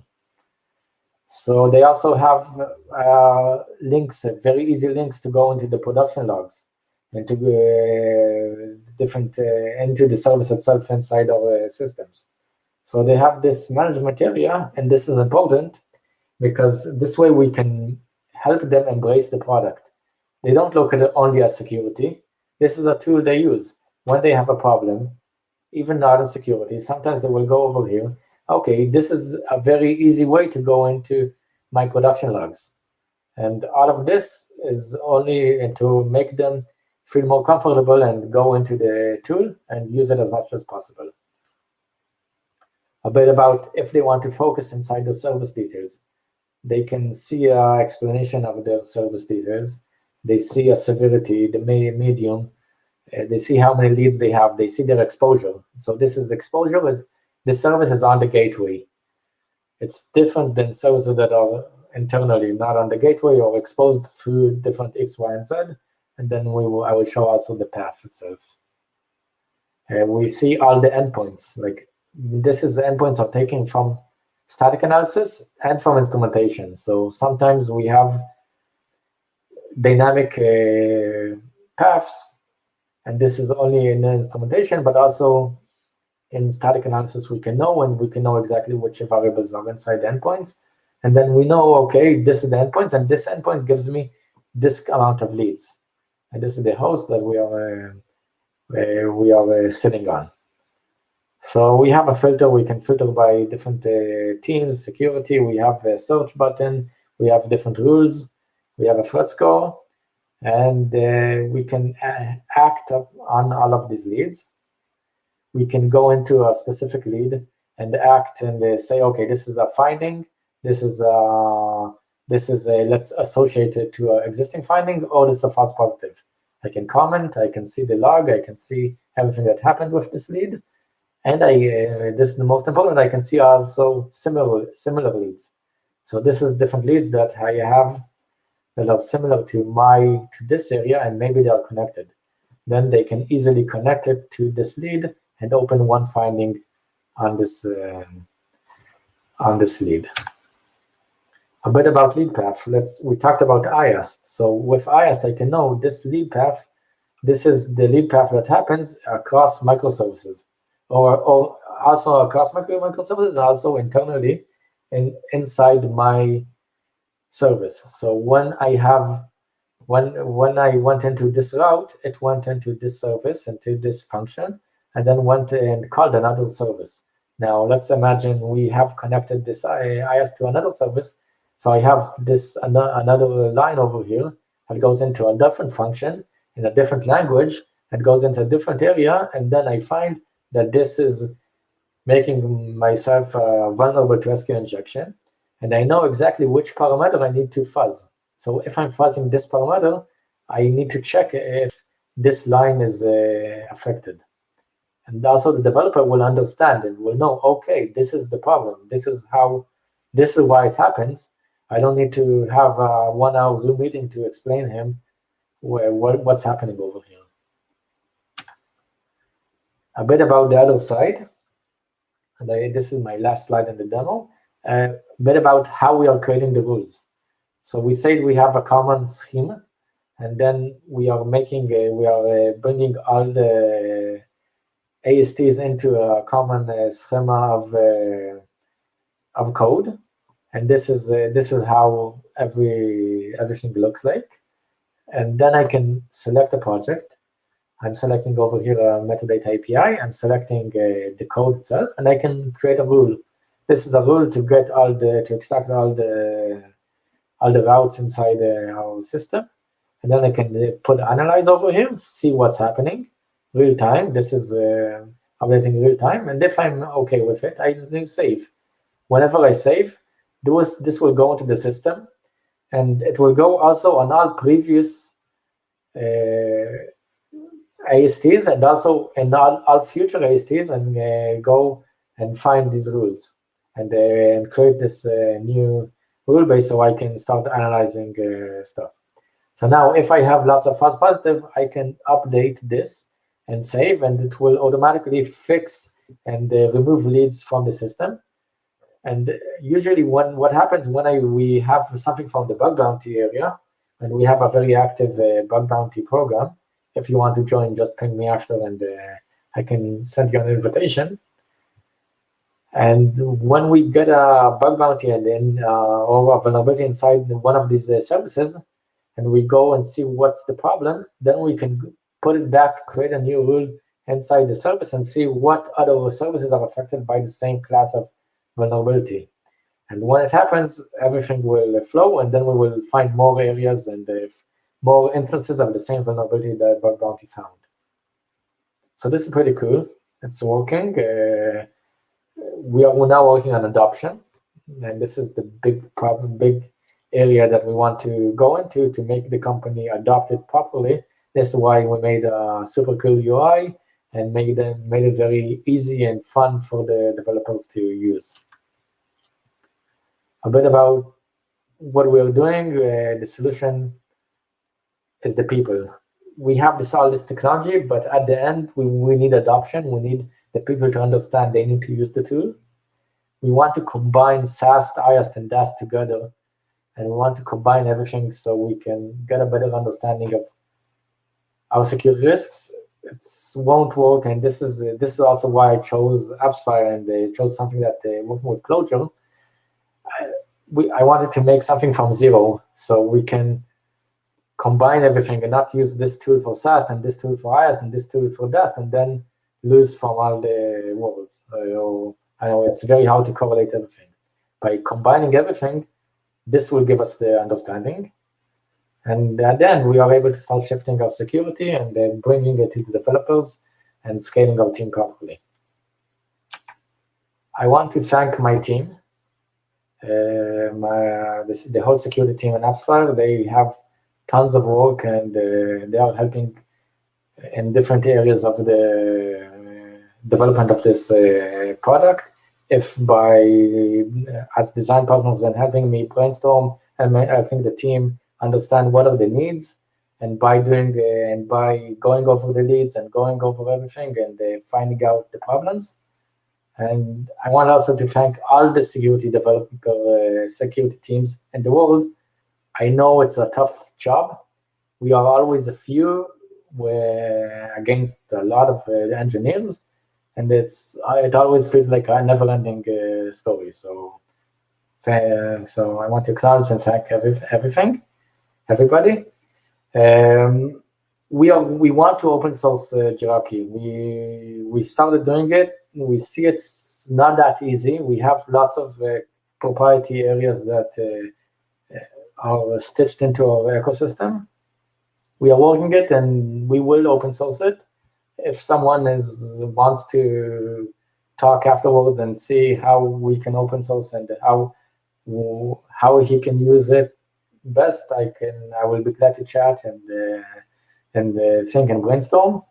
But this is the end goal. The end goal is to open source the system so everybody can use it and make the world a secure place. Any questions? Wonderful. Thank you so much for that. No, that's great. I love what you're doing with that tool and kind of going through and scale is a problem. It's a really big problem, and how do you solve it? So I'm just looking through the stream here real quick. So great slide. Let's see. So Carlos liked your points here. So great slide. We're in this together. Education is key, hopefully leading to responsible collaboration and no finger pointing. I'm a big believer in that as well. Then we've also got from Carlos, wins should be defined by the value that will be delivered in the iteration, in my opinion anyway. And I think you're right. I think it is all about the value. Are there any other questions? Get them into YouTube Live now as we see them. And if not, I encourage everyone to go over into the Track 1 lobby, continue this conversation. Track 1, the lobby there where you can go inside of Discord. Rotem, thank you for your time, and I owe you a deep gratitude because you helped us get back on schedule after our here. So I owe you something, and hopefully I can repay that debt. So everyone, thank you, Rotem. Again, I'm going to take you out of the stream here. Thank you for being part of Bsides Orlando, and we are going to wrap up the morning session. So again, thanks. Thank you. All right. So everyone, that is the morning session. We are going to wrap up and take a break for about an hour, and we will come back right around, I believe the next talks are at 1:30. Jamie, can I bring you into the stream? Give me a heads up, thumbs up, or no? No, that's like, oh, yep, okay. When's our next talks, Jamie? Oh, you muted? There we go. Double mute. There we are. Hey, this is everyone. This is Jamie. Jamie is one of our speaker. So when's our next talks coming up? 1:30 across the board for all tracks. Awesome. So everyone should thank Jamie. She's gone through and helped get us all our speakers and get them into the right rooms and whatnot, and often wrangled me, which is, that's a job on its own. So excellent. So 1:30 we'll come back. We'll get on. Who is our next speaker? It will be Kobe Eisencroft for using Bitcoin for the blockchain. Track 2 will be Shay Polanski for adventures in Perimeter's home labbing. Track 3 will be Eric Crone for lies, deceptions, and manipulation. And track 4 will have Delaney Strickland for cochlear weaponization. Cool. Excellent. So cool, everyone. Thank you for joining. Thank you for being here. We're going to come back after lunch, and we'll be here. There will be a new link, so definitely check out Discord because it is a different video track. Mostly so when we download these, we're not spending like 8 straight hours trying to download data there. So Jamie, again, thank you for everything you've been doing today. So sorry to throw you into the stream, just the thing there, but I wanted to say hi and say thank you. So excellent. We'll drop out then. Everyone come back. We'll be back at 1:30, and thanks.